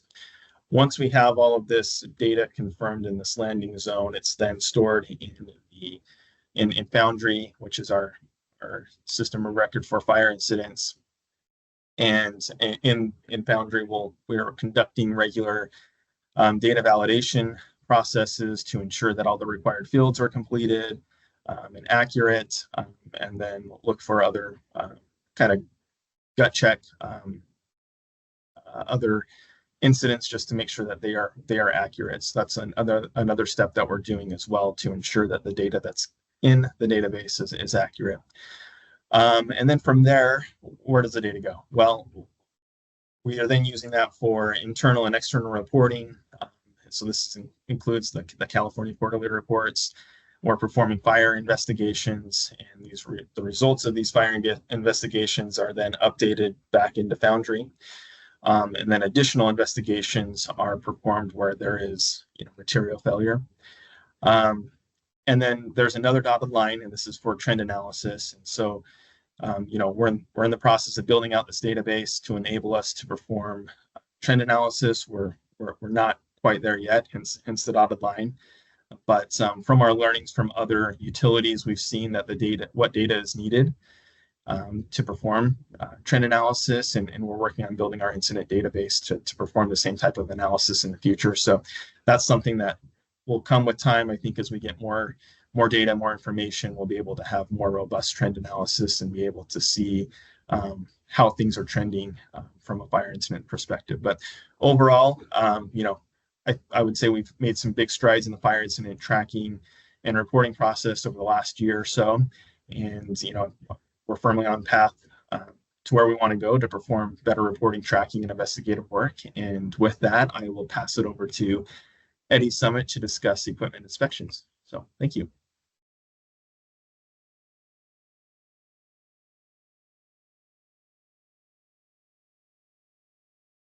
Hey everybody, my name is Eddie Summit. I'm the Director of Asset Maintenance and Compliance for PacifiCorp.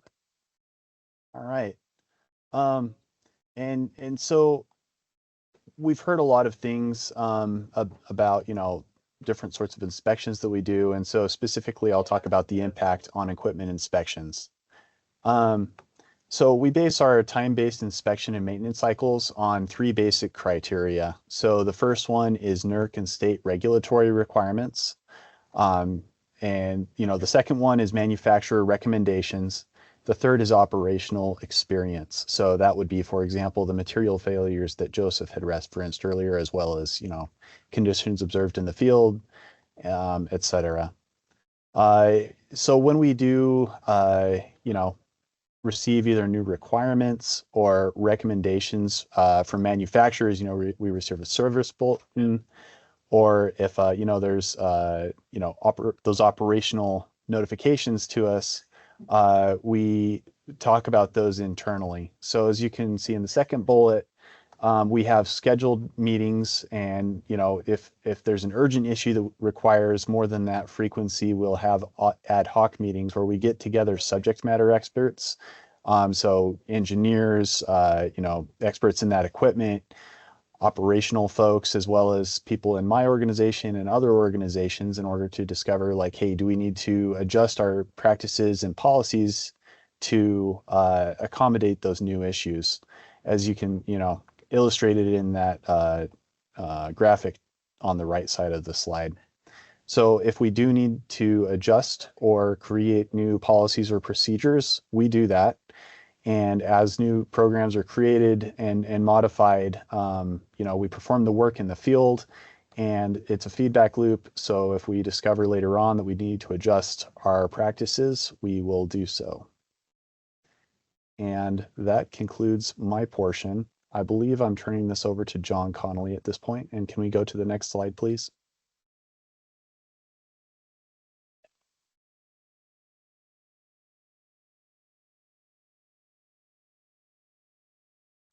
Thanks, Eddie. So good morning, everyone. My name is Jonathan Connolly, Director of Real-Time Engineering with PacifiCorp. Today, I'm going to present on our Enhanced Safety Settings program and explain the process our company uses for assessing the utility's enhanced safety settings for its service territory. Next slide, please. First, I wanted to start with talking about the difference between elevated fire risk and enhanced safety settings. So the company has been utilizing what was historically known as elevated fire risk settings, or what we are now calling its enhanced safety settings program, for several years to implement setting adjustments on protected devices during periods of elevated wildfire risk to reduce ignition risk.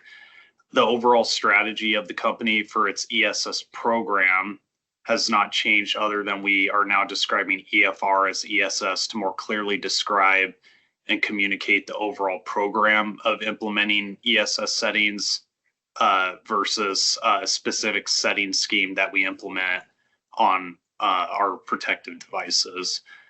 Just to further elaborate and clarify ESS and EFR, so ESS is the overarching program the company uses to implement modes of operation on our transmission distribution systems during periods of elevated wildfire risk. This includes adjustments to our distribution relays during periods of elevated wildfire risk through modified protective settings or operational practices, or and removal of reclosing functionality on transmission based on our daily wildfire risk thresholds that is provided by our company's meteorology team. ESS modes will vary based on the type of relay on the protected device and conditions, whether we're in low wildfire risk conditions versus significant. And then elevated fire risk is now used to describe the setting scheme that is implemented within ESS on specific type of microprocessor-based relays. Next slide, please. So as the ESS program has been implemented, we have had to develop methodology for identifying worst performing circuits that have ESS settings implemented. The current methodology we are using utilizes subject matter expert and operations input, as well as the following metrics. For the first item is number of outages. So this is just the total number of outages on the circuit, and we're looking at all of our system captures outages up to the device level, which I've summarized below. So we have circuit breaker, recloser, fuse saver, fuse, and transformer. We then also factor in the customer minutes lost, which is the number of customers multiplied by the outage duration, and the total customer minutes loss is calculated from the total number of outages on that circuit. And then we also look at the meteorology wildfire risk days, which is the total number of days the circuit is in elevated or significant wildfire risk, which dictates the number of days the circuit is in ESS settings. So think of it as generally as a circuit with a higher number of outages, customer minutes lost, and meteorology risk days will rank higher than a circuit with a lower number in one of those categories. Next slide, please.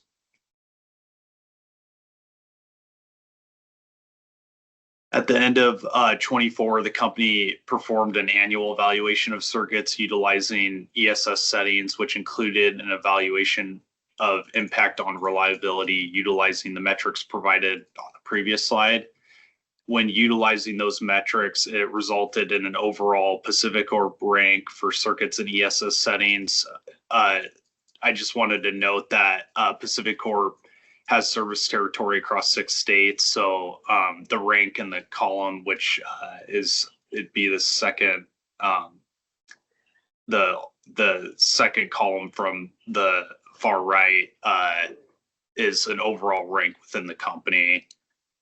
And from these results, the company identified circuits that were worst performing, circuits that were not included in the company's wildfire circuit hardening program were prioritized for short-term mitigation projects to improve the performance while reducing wildfire risk. And an example of these projects includes implementing the EFR settings, which I mentioned on my first slide, upgrading cutouts,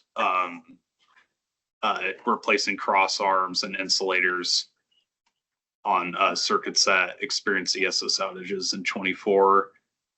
The table on the left-hand of this slide provides a summary of the circuits that were included in the annual evaluation for 24. And it's also summarized in section 8.7.1 in our California WMP. There's a high-level summary of the projects that's provided in this table as well. Some of these are planned and some are already implemented. When possible, we do try to coordinate these projects with existing circuit hardening projects, such as our expulsion fuse replacement or covered conductor installation programs that are included in our WMP. Next slide, please. So as far as future improvements we're making that we're currently working on for identifying ESS worst performers, an initiative that we completed at the end of 24 included adding conditions related to high impedance fault, HIF, and reliability to our asset inspection program. So our company had the ability to identify these conditions more quickly, so they can be corrected if we start to see a degradation in ESS performance. And what I mean by that is just the number of outages the circuit is experiencing. The conditions could include things, so I included a couple examples on this slide, but things such as certain vintages of cutouts or insulators, and then I guess operational conditions on equipment like the bottom picture, which is an open capacitor bank fuse. Another initiative that we completed at the beginning of this year was implementation of meteorology, terrain, and fuel polygons. This has allowed our meteorology team to be more granular with their wildfire risk forecasting to identify specific sections / areas on a circuit that would have elevated wildfire risk versus areas that don't have risk. In some cases, this has resulted in being able to keep a circuit breaker in non-ESS or normal settings and only implement our ESS settings on a downstream recloser, reducing overall customers impacted by ESS settings. Other initiatives the company is currently working on is the development of new tool dashboard that allows us to monitor real-time changes and updates to our ESS worst performing metrics. Currently, our process involves looking at those metrics. It's a manual process that involves pulling the data at the time of the analysis and then analyzing it to determine the worst performers. This data becomes out of date and can be time consuming to gather on a more frequent basis. So the goal would be to have a tool that would pull this data on a more frequent basis so that we could identify worst performers quicker and get them addressed. And it also allow new ways of us capturing the data that's currently available in other databases, such as our Foundry tool.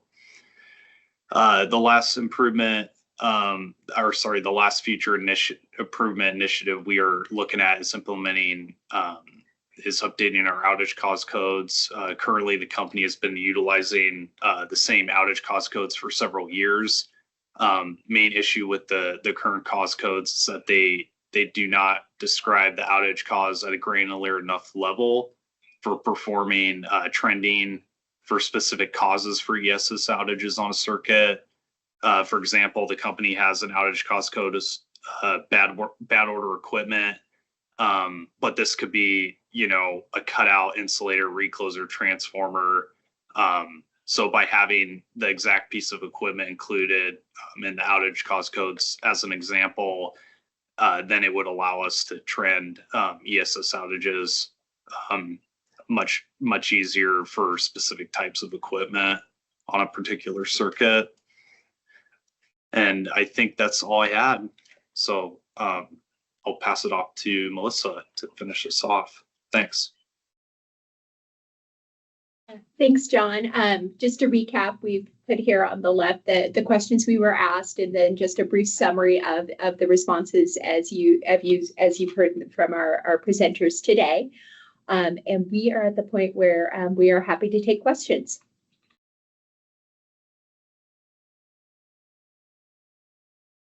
Thanks very much to the PacifiCorp team.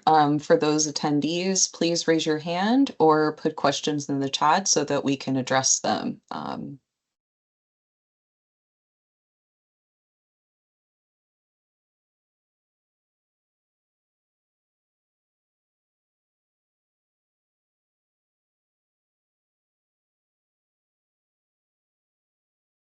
Yes, Zoe Harold, your hand is raised.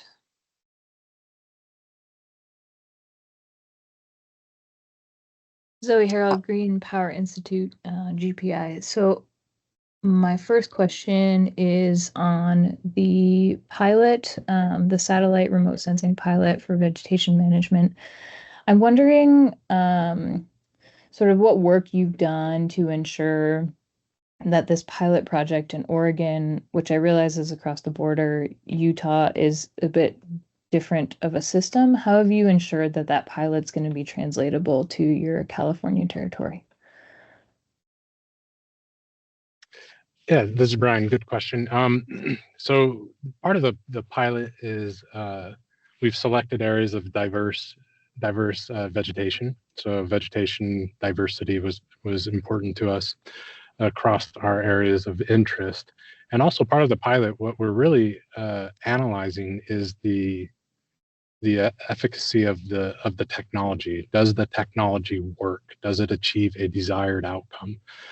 So the evaluating the deliverables of the satellite pilot project, those deliverables are somewhat agnostic of the location in which the pilot study was conducted, if that makes sense, because it's more focused on the technological abilities of the satellite technology itself. But overall, we've selected areas that are similar to our service territory from a vegetation standpoint, and also express some diversity across our service territory, because we are looking at this We serve 6 states, and so the outcome of this pilot can influence what we do in any of the 6 states. Thanks so much, Brian. Appreciate it.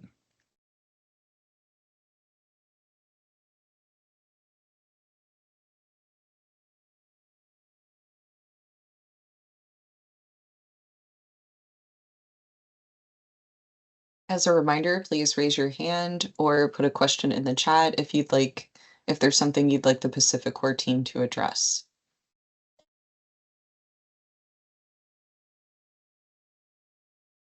Zoe, it looks like you have a follow-up question. Please go ahead. Thanks. I'll actually move on to the enhanced safety settings. So it sounds like a lot of the work you're doing now to mitigate essentially the outage impacts of those ESS settings are a lot of infrastructure upgrades and kind of managing when those thresholds go into effect and what those thresholds are. Have you thought about kind of post the infrastructure upgrades where you're just not really going to be able to mitigate all the impacts of ESS outages to customers? Have you thought about implementing DER and how you'll implement those DER and where they might go? And by DER, I mean distributed energy resources. I'll be clear there. Yeah, thanks. Yeah, and I'll take this question. So John Conley here. Yeah, I don't think so. As far as post analysis with DRs, that's not something we've considered, but I would say we're not opposed to considering it. I think it's something, we know that there's more DERs being put onto the system. I know we've been looking at it from there's been some challenges we've been encountering with DERs, just as far as ensuring that we still have we have that fast trip protection while also still providing reliable service to allow the DERs to generate and everything. But I think we haven't done anything directly, but it's definitely something we're looking at and considering, especially as we're getting more of the infrastructure in place. Thanks so much. And so have you done also any work with temporary grids or generators that you roll out in the event of outages? No, we actually, we were looking at some microgrid, and for temporary grids, are you talking about a microgrid installation? Yeah, we're interested in both, whether it's permanent or temporary. Yep. Yeah, we've been looking at, so we were evaluating some microgrid pilots last year. I don't think I don't think we have anybody from our grid modernization group on this call, but that was something we were considering last year, and I don't know the latest status of that, but it's something I can follow up on and let you know what the current status of that is. Yeah, thanks. And I may be able to help there a little bit, Zoe and John. Right now, we don't have any microgrid plans in California, right. And that's under WMP. And I think we looked at doing a pilot and ended up for a particular location, and it didn't move forward.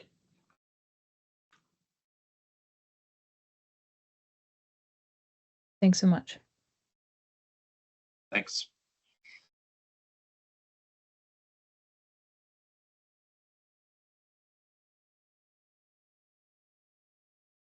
Okay, we have a hand raised from Eddie Schmidt. Eddie, please go ahead and speak. And for the first time, please introduce yourself and the organization you're representing.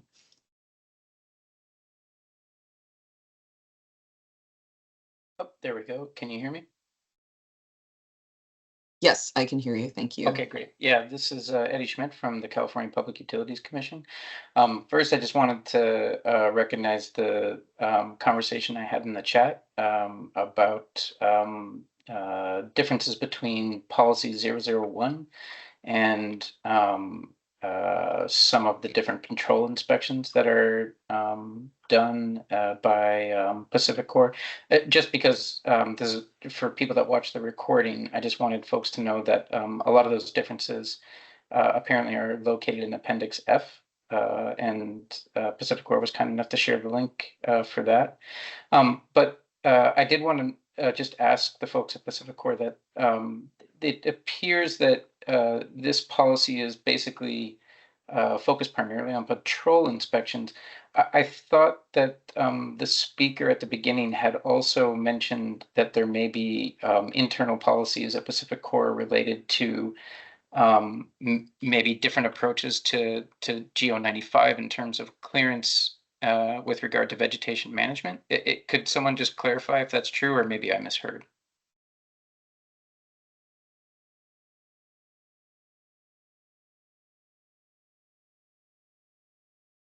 I could take that. Yeah. So as far as the policy 001 and correlation with vegetation, so that would be outlined from Brian, but or Brian or Josh. But yeah, we don't the policies 001 outlines basically all the inspections that I talked about. So the patrol, the detailed, and then the intrusive. So anything that would be done from an asset inspection side, not so much a vegetation inspection. So hopefully that helps answer your question, Eddie. It answered the part about the inspections, and just for folks that are at home watching this, like the Appendix F, the section that Mr. Roca is discussing doesn't start until like about page about 110 or so, and there's a long list of different inspections that are relevant to many different states across the West, not just California. Is that correct? And that's correct. Yeah, so I was just curious if there was anything that was specific to veg management that PacifiCorp does that's distinct from any of the general orders that are required at by the commission. So this is Brian King. So I don't recall the exact statement the speaker, my colleague may have said during the presentation, but in general, we adhere with GO 95 clearance distances, where we may draw on some additional information through the asset inspection practices, and where it could inform vegetation management is with respect to their findings. So that while they are inspecting assets, they do identify some vegetation conditions, limited conditions that we can then look at. And if we see an increase in those types of conditions, it may inform us of potential or to consider, operational changes within vegetation management. If we are missing something or need to address a specific scenario more aggressively, things of that nature. Okay, appreciate the clarification. What I heard was that in general, though, in terms of clearances, you guys are following GO 95. Oh, yes, most definitely. And within the state, well, and we may go beyond that slightly in some areas where it may call for an 18-inch clearance distance. In California, in our service territory, we are maintaining a 4-foot clearance throughout the service territory. So there may be some cases where we go above and beyond what is required. I'd have to, but we are managing throughout California to maintain a 4-foot clearance distance. Okay, great. Thank you for that.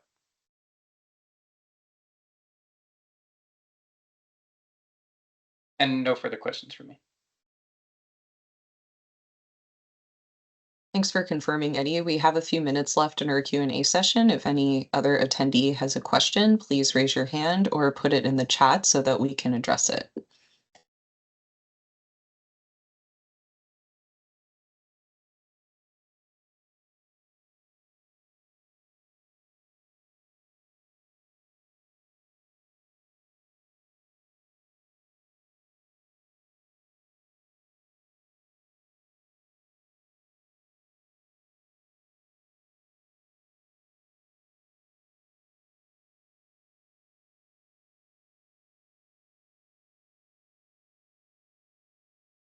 Okay, I'm not hearing or seeing anything come in, so I think it's okay if we break a few minutes early. For everyone, please come back at 12:30, where we'll be hearing from LS Power on their WMP. New, can you please pause recording until we return from lunch?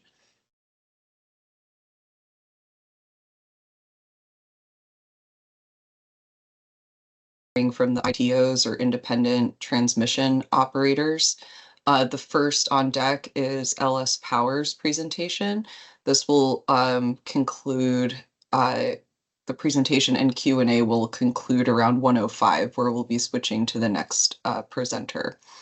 So Rituraj, I believe you're on deck, so feel free to take it away. Sounds good. Thank you very much. Hi, everybody. This is Rituraj. I'm the Associate Manager for the Wildfire Mitigations at the LS Power Grid, California. And today with me, Heath Holt, Senior Manager for the Health, Safety, Environment, Ross Holt, Director for Asset Management at LSPGC, James Rakowski, Associate Project Manager, will be joining me and helping me with the Q&A. So if Energy Safety could give them unmute capability, that'd be nice. Next slide. Today we'll be talking about, the first thing we'll talk about our service territory and risk profile, and then we'll talk about a WMP and energization timeline for perspective a little bit, and then we'll talk about the innovations as required by the energy safety, a little bit into risk management framework, and then we'll end up with key takeaways, and I'll take your questions. Next one. Cool. So on the left, what you are seeing here is our service territory, and on the right, you are seeing that against the HFDD map. The big takeaway here is that the very bottom one, Orchard, is our only energized asset as of now. The second one is going to be Fern Road. And what you notice here on the right-hand side when you compare Fern Road and the risk profile, Fern Road is our maximum risk, that utility risk that we have. Around 95% of our risk is around Fern Road. And then the rest of that is spread out between Collinsville, Power the Southway, South Bay, Power Santa Clara Valley, Manning, Orchard. Next slide, please. So putting things into a little bit perspective here, as we talked about service territory and risk profile, this year in March 2025, we energized our first asset in California, our first substation on March 12, 2025. We call it Orchard. Submitted our pre-submission, final submission just last week, and then starting January 2026 through December 2028, we're going to be in the 2026 through 2028 WMP period. But what is key to know is that it'll be in Q1 2026 when we'll energize our second substation, the Fern Road, and then rest 4 of our assets will become energized in the Q2 of the 2028. So they will not even become, or they will come into Q2 2028 around May-ish. So that's the big takeaway in this slide. Next one, please. So let's talk a little bit about the innovations. All these assets that we are currently building is brand new. They are built with the advanced fire safe engineering standards. We do 24-hour SCADA controls, automatic shutdowns capabilities are in them.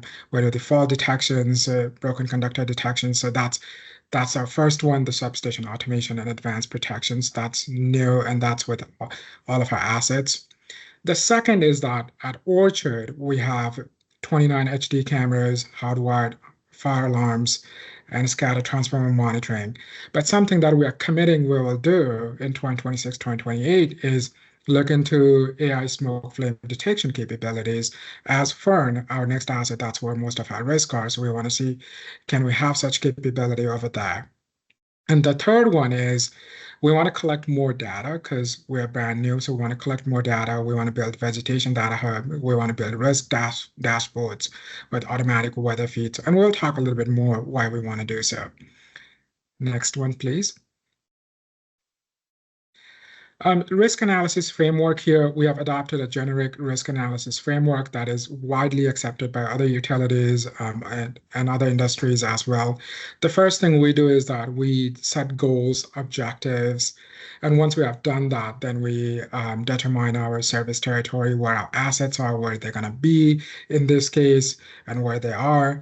And then we identify what could go wrong with them, like the hazard identification, for example, would transformer blow up or not? So we look into those scenarios and how high, then we define the risk scenarios if there will be high wind and those kind of things. With that, we perform the risk analysis. Once done, we present it, and then from there, we build our wildfire mitigation strategy that sets our initiatives for the wildfire mitigation plan. Next one. So digging a little bit deeper into that, the one thing that I want to mention is that for 2026, 2028, we are wildfire consequence focus. Now, what does that mean? As you notice that majority of our assets will be energized, and we are brand new when it comes to operations. We don't have ignition history, we don't have operational data. So, but we did not want to underestimate the wildfire risk. So what we did is that we assumed that an ignition can happen at any site. And given we don't have data on which ignitions could convert into a wildfire, we assume that any ignitions that can happen at energized or non-energized assets could convert into a wildfire. So we took a conservative data limited risk approach. The second thing is PSPS posture. As an ITO, we don't have PSPS event. We don't have a policy yet. And based on our research, we identified that it's not very common to do a PSPS in substation. However, saying that as we energize more assets, as we bring more T-lines, we're looking actively into this policy and figure out what is the best fit for us. So that's what we are doing. And the third one is continuous feedback loops, where operators, they look at the SCADA alarm performance. We often do post-incident forensics if there are wildfire nearby us or those kind of scenarios. So next one. And we are at our last slide. So the big takeaways that I want all of you to take with us is that we're currently small, but growing footprint. Again, Orchard is our first one that we energized in March, but Fern is going to be our second one, which is Q1 2026, and rest 4 of them in Q2 2028, expanding our footprint. And the second big takeaway is going to be risk hotspot. As I mentioned, that Fern is our riskiest asset. 95% of our utility risk lies at the Fern. And then we have adopted the 5-pillar mitigation strategy that was followed by 2023-2025 WMP, the grid design, maintenance, vegetation management, situational awareness, emergency preparedness, community engagement. Fourth one being conservative data limited risk methodology. As I mentioned earlier, that we don't have too many operational history, ignition history data yet. So we assume that at all present and future assets, and ignition can happen equally at all and future assets. And we treat every model ignition as wildfire for now, for at least for this WMP. But we do want to improve that with more data, which is our fifth point, building a data foundation for future risk quantification. As we collect this data and as we grow, we want to mature our risk methodology and we want to be better at it. So I'm ready for your questions.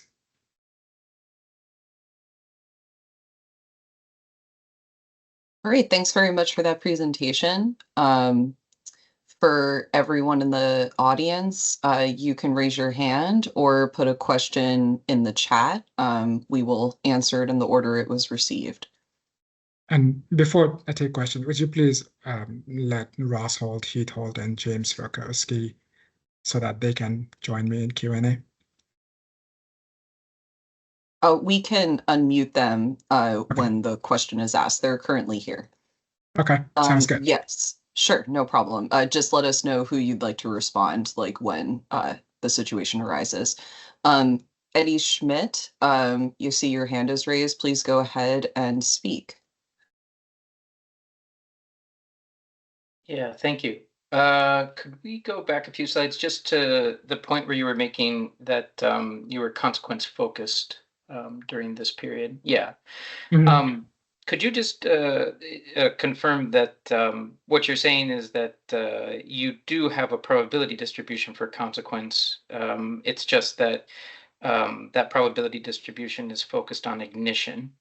And then, you generally feel that if your model, results in an ignition, that there's a 100% chance it turns into a wildfire. So your likelihood for an ignition turning into a wildfire is 1. Yes, you're catching that straight. It's just we currently don't know, because we just energized our asset. We are trying to understand what part of our asset could cause ignitions and those kind of things. So that's where we're assuming that if any spark happens anywhere, that could likely become a wildfire, as you said, considering that as one value. And your assets are primarily surrounded by PG&E assets, is that correct? I know Orchard is, and I know Fern is going to be, but I will defer to Ross Holt to answer that question. Thanks.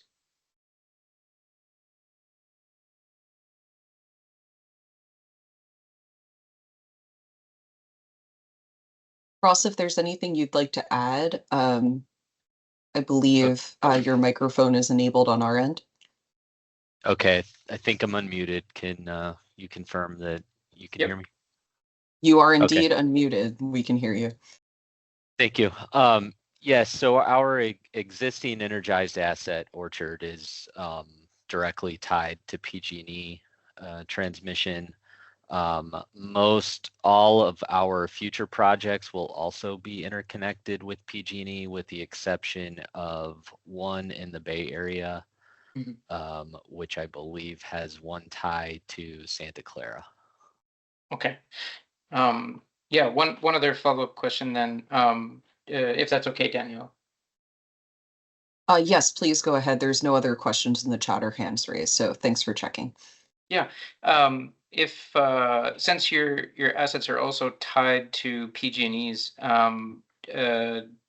how are you modeling the impact of a PSPS event that PG&E might call? And how would it impact? How would a PG&E PSPS event impact your assets?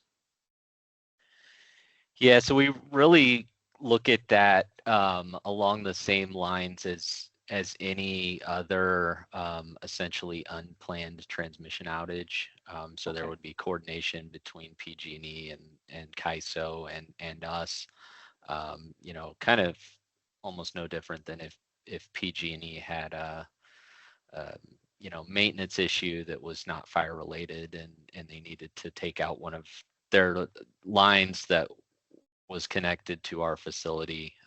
They would just go through the established communications protocols with the ISO and us to safely de-energize. And would your protocols then, would you be hosting your own outreach to community groups and any critical facilities? Are there any critical facilities and critical infrastructure connected to your assets? So we don't have any retail load or anything like that connected to our assets. So our communication would really be limited to the ISO and PG&E as really the major impacted parties.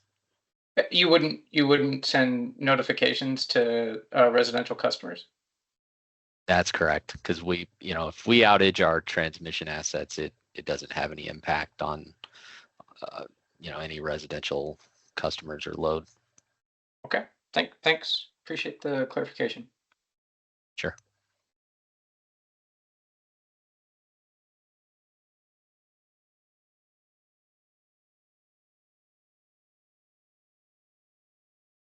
Thanks for that question, Eddie, or those questions, I should say. Does anyone else have any questions for the LS Power team? Again, you can put your question in the chat or you can raise your hand and we will address it.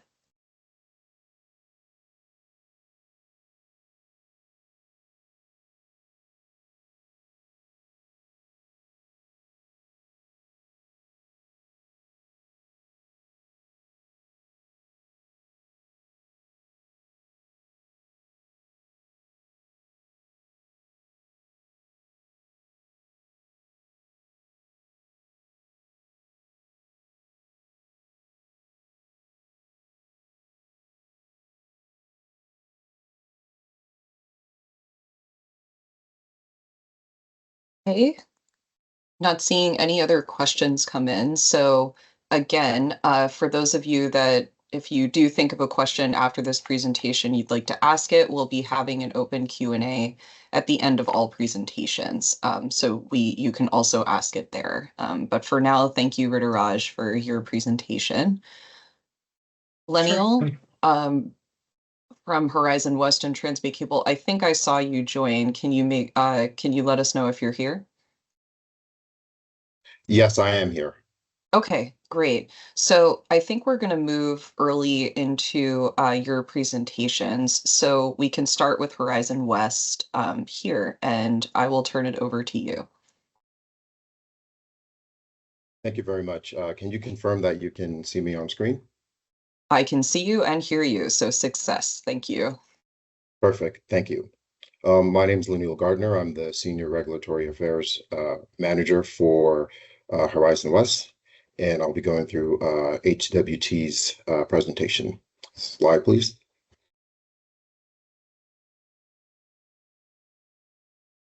So HWT operates the Suncrest static VAR compensator. It's a fairly new facility which began commercial operations at the end of February 2020.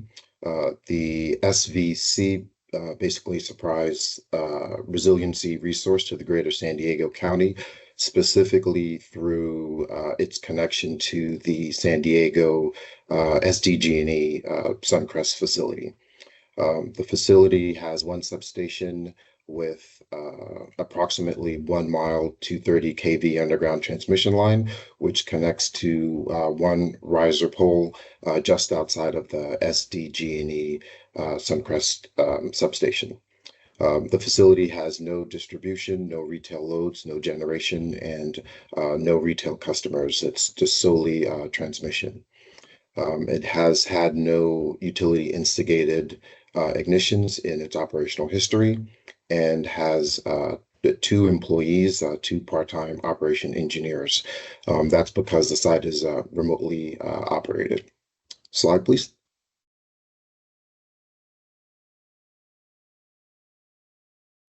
So this slide kind of just shows the location of the SVC project.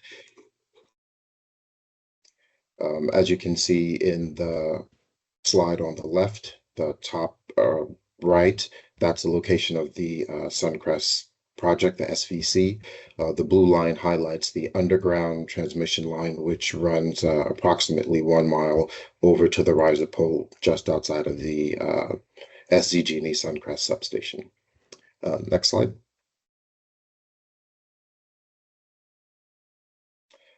This slide just basically shows the approximately 3-acre SVC converter station site.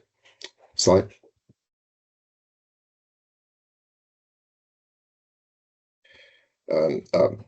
These images show inside the SVC facility, basically showing that the site's hardscaped with rock. It also has a perimeter wall, concrete wall that's 10 feet tall. Next slide. The SVC project is wholly sited within a Tier 3 HFTD. Next slide. Here we kind of get into discussing some of the initiatives that Horizon West has completed over the course of previous WMP cycles. So that would be installing a real-time transformer oil gas monitoring on transformers, their cameras overhead, installation of that concrete wall that was mentioned, weather station, and we regularly conducted a wildfire mitigation assessment. Next slide. In 2021, we undergrounded that mile of transmission line. In the substation, we added seismic pads to the 2 transformers. There's 1 operational transformer and 1 spare transformer. We also increased the size of the transformer oil containment pit and also added flame suppressant stones. We installed real-time cable monitoring, which allows the operator to monitor the transmission line 24/7, 365. And we also developed an internal fire potential index. Next slide. Additional 2022 resiliency activities that we engaged in, kind of discussed already, the seismic pads, the fire barrier walls around the transformers, and the flame suppressing stone. Next slide.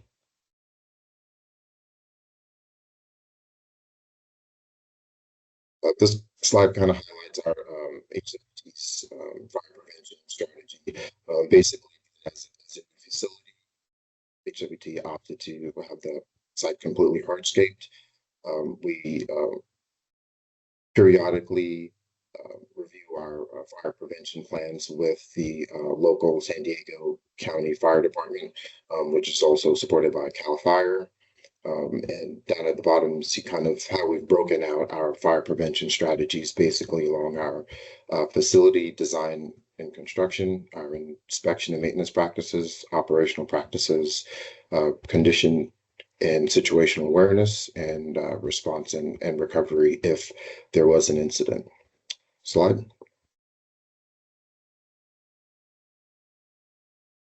So these kind of highlight some of the implemented facility and design and construction strategies that we've utilized. I won't repeat what we've already discussed. I will mention that, as you can see, there's a fuel modification zone. So that's a hardscaped zone that goes all the way around the perimeter of the Suncrest facility. There's also a 10,000 gallon water tank that's just outside the perimeter walls. For the 2026 to 2028 cycle, Horizon West is considering adding another, or has notional plans to add another water tank just to increase our access to water in the area where the facility is located. Additionally, we also have contracted fire brigade services, which employ a fire engine specifically for Horizon West, and also a foam trailer, a Class B foam trailer to be exact. Next slide. Maintenance and inspection practices. So the site is continually monitored in real time by NERC certified operations facility at our affiliate in Texas.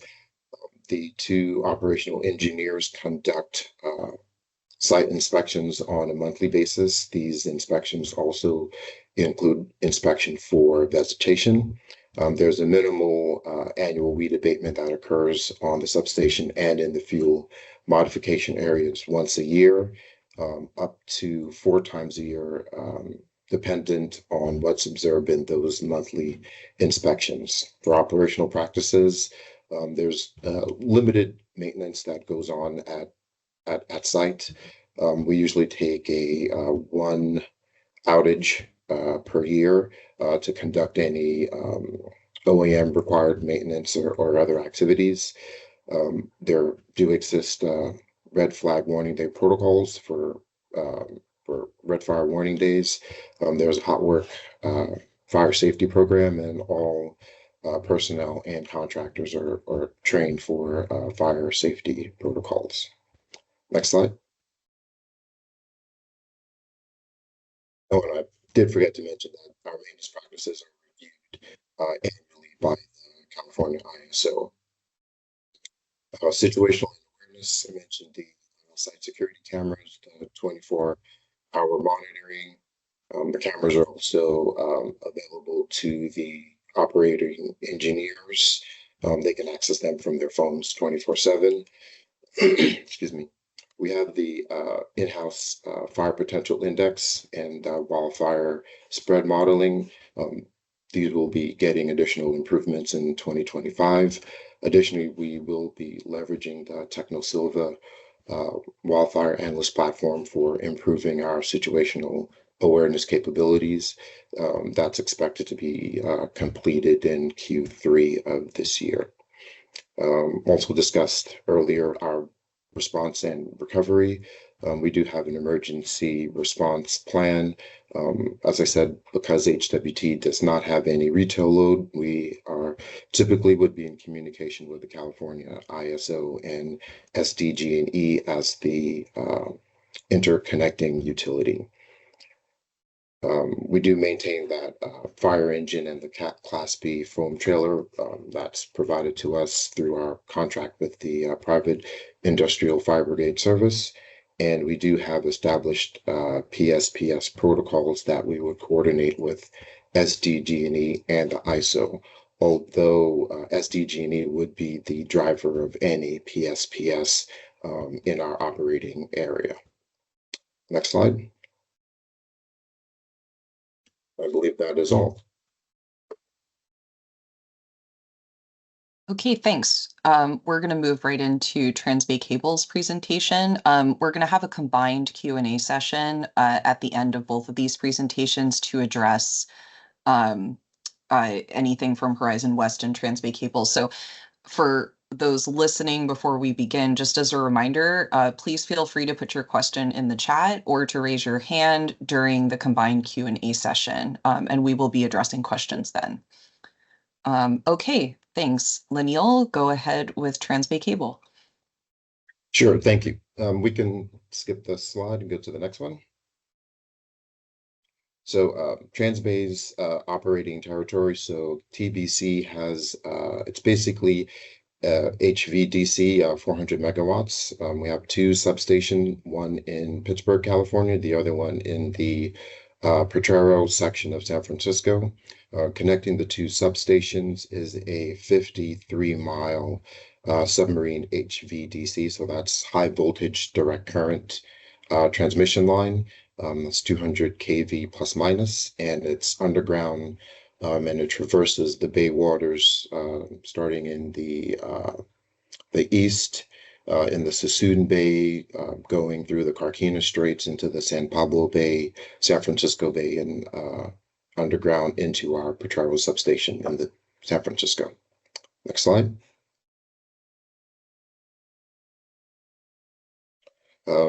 So kind of highlight most of the details here. Similar to Horizon West, TBC has no distribution, no loads, no generation, and no retail customers. It's solely a transmission asset. It's been in operation for approximately 15, going on 16 years. It has not had any utility instigated ignitions, and there's a total of 17 employees.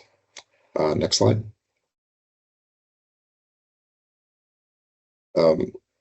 All of our assets are outside of any elevated high fire threat district. The closest would be the Pittsburgh converter station, which is approximately 2 to 5 miles outside of the closest tier 2 area. The cable obviously is submerged under 60 to 80 feet of water, and the Potrero substation is in a completely fully industrialized area in the city of San Francisco. Next slide. So the next few slides just kind of highlight some of our utility equipment. This is an overhead shot of the Potrero substation, where our cable comes in underground into our substation. The power is converted from DC to AC and stepped down to 115 kV, and then transmitted underground to the neighboring PG&E substation in the Potrero. Next slide. And Pittsburgh is basically a mirror of the San Francisco substation, where the power 230 kV comes from the PG&E neighboring Pittsburgh substation underground to our facility, where it's converted from AC to DC, and then underground until it hits the water, where it transitions to the submarine cable for that 53-mile journey to San Francisco. Next slide. Again, similar to Horizon West, the Pittsburgh substation for TBC is hardscape with either rock or asphalt. In the Pittsburgh substation, we've got a 12-foot concrete fence with intermittent substation perimeter cameras. Next slide. During the previous WMP cycles, TBC engaged in a few wildfire initiatives to improve our suppression capabilities and also reduce fire risk at the site. So going from top left to bottom right, we acquired a Class B foam trailer. Those are both images there. We installed the cage for our compressed gas, added a suppression system to our spare parts building, seismic pads for our 4 transformers, 3 operational and 1 spare. Next slide. So this slide shows that while the Carroll station is outside of a tier 2 area, there it is positioned next to about 5 acres of vegetative fields, mostly kind of low-lying grass and scrub brush. Next slide.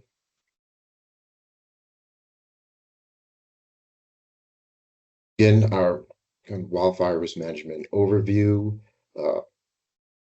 Our primary focus was on the 5 prevention strategies. Again, that would be facility design, our inspection and maintenance cycles, operation practices, situational and condition awareness, and response and recovery. Next slide. So TBC, also a fairly new site, entered commercial operations in November of 2010. All of our transmission assets outside of the substations are underground, and where they're on land, they are placed in concrete vaults with thermalized backfill. All the above ground infrastructure, again, fully contained in those converter stations with a 12-foot concrete perimeter wall, site cameras. We've got Knox boxes and approved fire lanes for the local fire departments. There is about 3 to 5 fire stations within a 10 to 15-minute drive from the Pittsburgh substation. All of our buildings meet California Building Code seismic specifications, and the HWT system employs fast-acting HMI, which implements protective blocking that can, if it senses a fault within microseconds, it will initiate a system shutdown. There's also manual shutdown buttons in all 3 of the systems control rooms. We also have, similar to Horizon West, transformer blast walls with containment pits that can contain up to 110% of the transmission oil capacity. Next slide. Inspection and maintenance. The site is monitored 24/7 by an on-site system operator. We conduct monthly facility inspections, including our fire suppression system and on high voltage equipment. Because TBC is mostly underground except for the converter stations, we do not have and are not required to have a vegetation management program per NERC, and we make compliance reportings to that effect annually. We do have a periodic site vegetation weed abatement. We do inspect the site on a quarterly basis and conduct weed abatement as necessary. Our maintenance practices are also annually audited and approved by the ISO, and again, periodic site review and liaison with the local fire department. Operational practices, hot work safety, all of our staff are trained for fire safety training, in addition to having the capacity to operate the foam trailer in an emergency situation. And also we have procedures for fire prevention, emergency action planning, emergency operations, and asset monitoring and protection. Next slide. Situational awareness. Again, I mentioned those security cameras that are on site, monitoring the site 24/7 with automatic alerts. The 24/7 operator that's on site that has access to all of those instrumentation, real-time cable, and transformer monitoring. For response and recovery, we have those emergency action plans and emergency operations plans mentioned before, and the on-site suppression resources. Again, stakeholder communications during emergencies, because TBC has no retail customers. Our communications protocols would mostly be with the California ISO and PG&E, which is the interconnecting utility, and obviously the local fire departments. And next slide. So let's list a tally of the incremental and site improvements that we've made. I've discussed most of them. Did mention we added a weather station in Q4 2022, and pending risk reduction efforts that are occurring this year, leveraging TechnoSilva's wildfire analysis platform and enhancements to the Enterprise Wildfire Risk Index. And I believe that's my last slide. So thank you.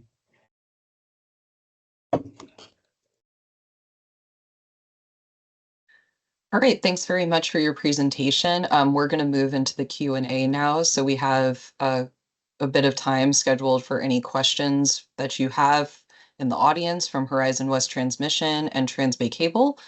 I thought I saw a hand up go earlier, so please feel free to raise your hand. But just as a reminder, please raise your hand or put your question in the chat, and we will address it in the order.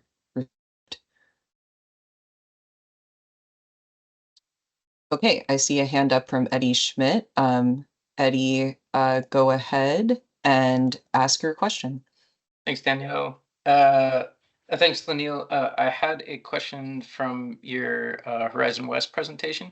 There was a couple of places in your slides where you had listed red flag warning day protocols would limit activities during those days, but I apologize. The reception was a little bit spotty, or the sound was a little bit spotty. So maybe you mentioned this, but what did you mean by, or what does Horizon West mean by limiting activities? So basically that would be if there was any scheduled maintenance for that day, or any potential for hot work, then that work would be rescheduled for a different day when there was not any kind of RFW warnings. And I will also ask my colleague Alex to back me up if I've missed anything. So Alex, if you can unmute and chime in.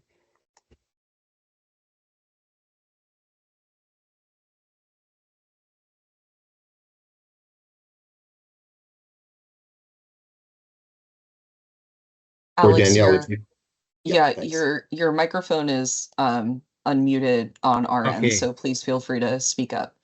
Yeah, I just unmuted. Sorry for the troubles. That's correct, Daniel. Okay, perfect. Thank you. Thanks, guys. Just wanted to clarify, and that was much appreciated. Thanks. Thank you. No other questions from me, Daniel. Great, thank you, Eddie. Are there any other questions from the audience? Please put them in the chat, or please raise your hand.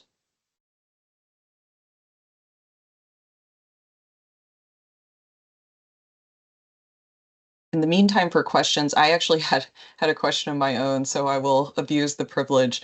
In the Horizon West transmission slide, I think I remember it listed as one of the I think mitigation strategies is undergrounding transmission in the high fire threat district.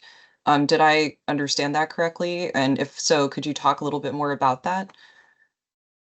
Sure. So when the site was originally constructed in 2020, it was our intention to underground it's approximately 1 mile of cable that was running from the Suncrest facility to the riser pole. We started commercial operations in 2020, so we took an outage during 2021 to complete that work. But it was always in the plans. It just we came online before we were able to complete that action, so it was a day two undergrounding activity. Oh, great. Thank you very much. And just for clarification, is that undergrounding in the high fire threat district, is that just for that particular project, or would it constitute a statewide sort of mitigation tool that Horizon West is considering for any projects that might arise in California? I think that would be assessed on a case by case basis. Okay. Yeah. Yeah, no, thank you. That's clarification, very helpful. Are there any other questions from the audience or hands raised or anything that you'd like to ask this presenter?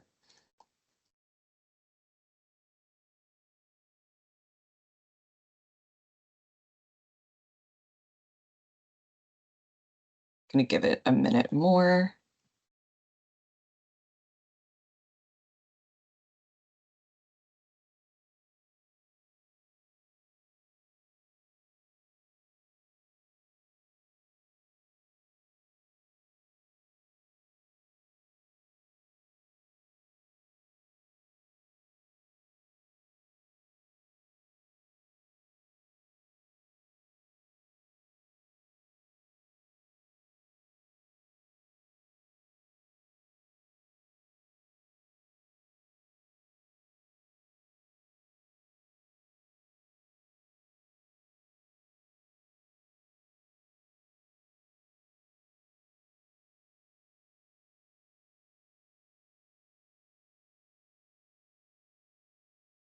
Okay, thanks very much for two presentations, Lennial. For everyone else, let's take a quick break and let's all reconvene at 1:25 when there'll be the combined Q&A session for any last minute or overall questions for our presenters today. So it says 1:45, it should be 1:25. Sorry about that, everyone. So please come back at 1:25. And you don't need to pause recording for this particular break.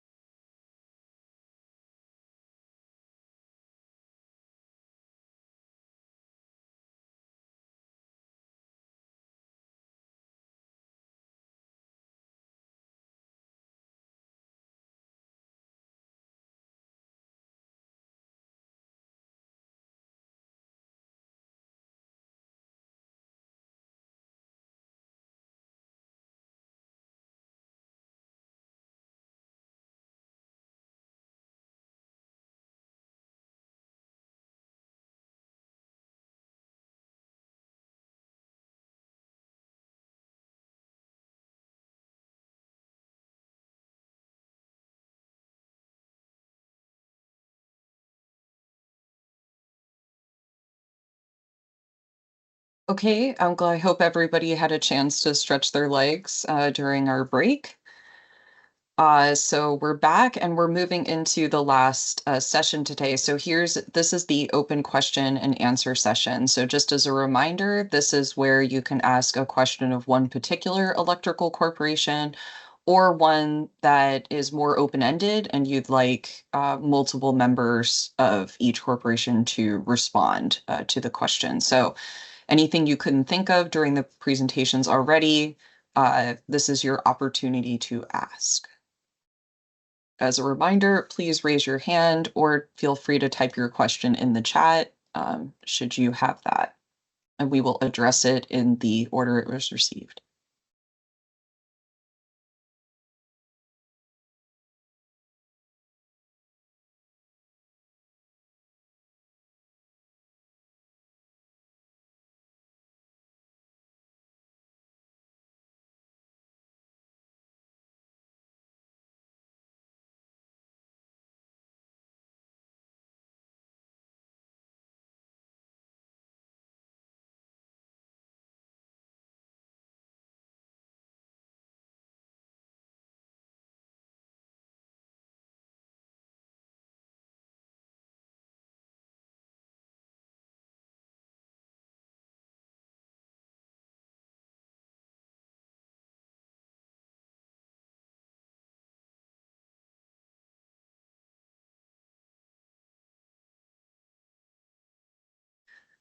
Okay, I'm not hearing any questions or seeing any hands raised, so I'm going to give this another few seconds.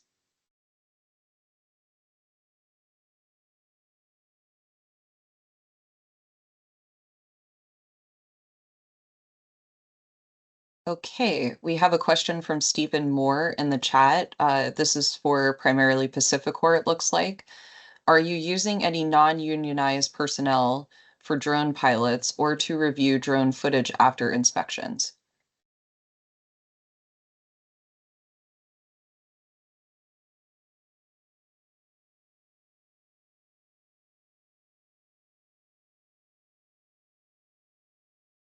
Thank you for the question. Michael is no longer on the call, and I'm happy to collect the question and make sure we get a response back to you. Thanks, Melissa. We'll mark that as a follow-up.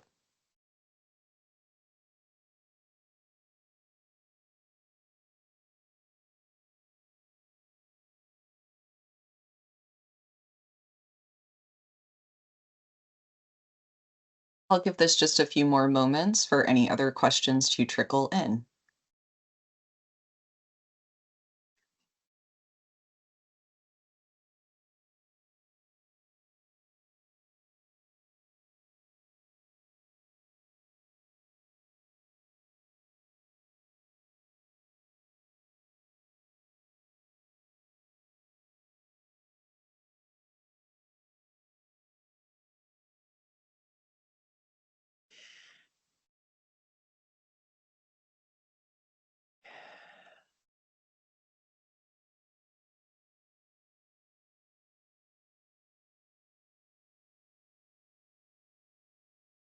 I'll give it till 1:30 and then I'll come back on.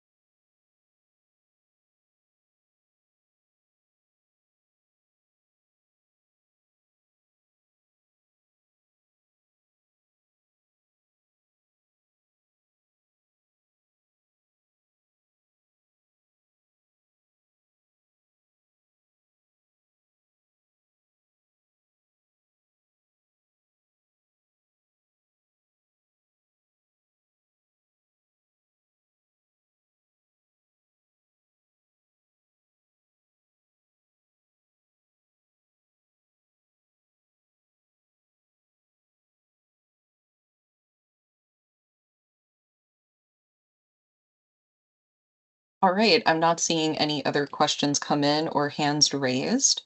So at this time, this concludes our workshop. So thanks to everybody who participated today. We just have a couple closing remarks before we break. So, thanks to all participants we heard from today, and thank you to all the members of the public and stakeholders who called in and contributed to the workshop. We sincerely appreciate everyone's time and attention. Just as a reminder, these are the opening comment dates that we had mentioned in the beginning of the workshop in this morning, but here's a reminder, Liberty is due August 8th. PacifiCorp's opening comments are due August 22nd, and Horizon West, Transbay Cable, and LS Power's comments are due September 5th. Next slide, please. If you're wondering where to submit comments, we also have links to the 2026-2028 base WMPs docket, which is listed in the first bullet point here.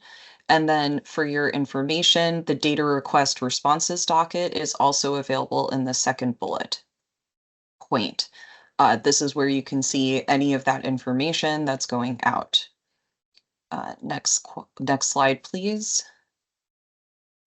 We also, again, welcome any feedback you have on the workshop, including its structure, topics, and timing. Please feel free to email email suggestions to me. My email address is listed here, and it's also was placed in the chat earlier today. So materials, lastly, the workshop materials, including the workshop slides and its recording, will be posted to the docket by the end of the week, which is Friday, August 1st.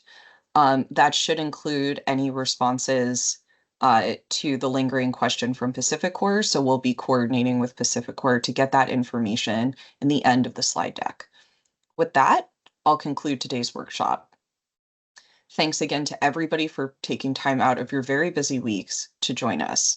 We very much appreciate your participation and engagement. Nu, please go ahead and stop recording.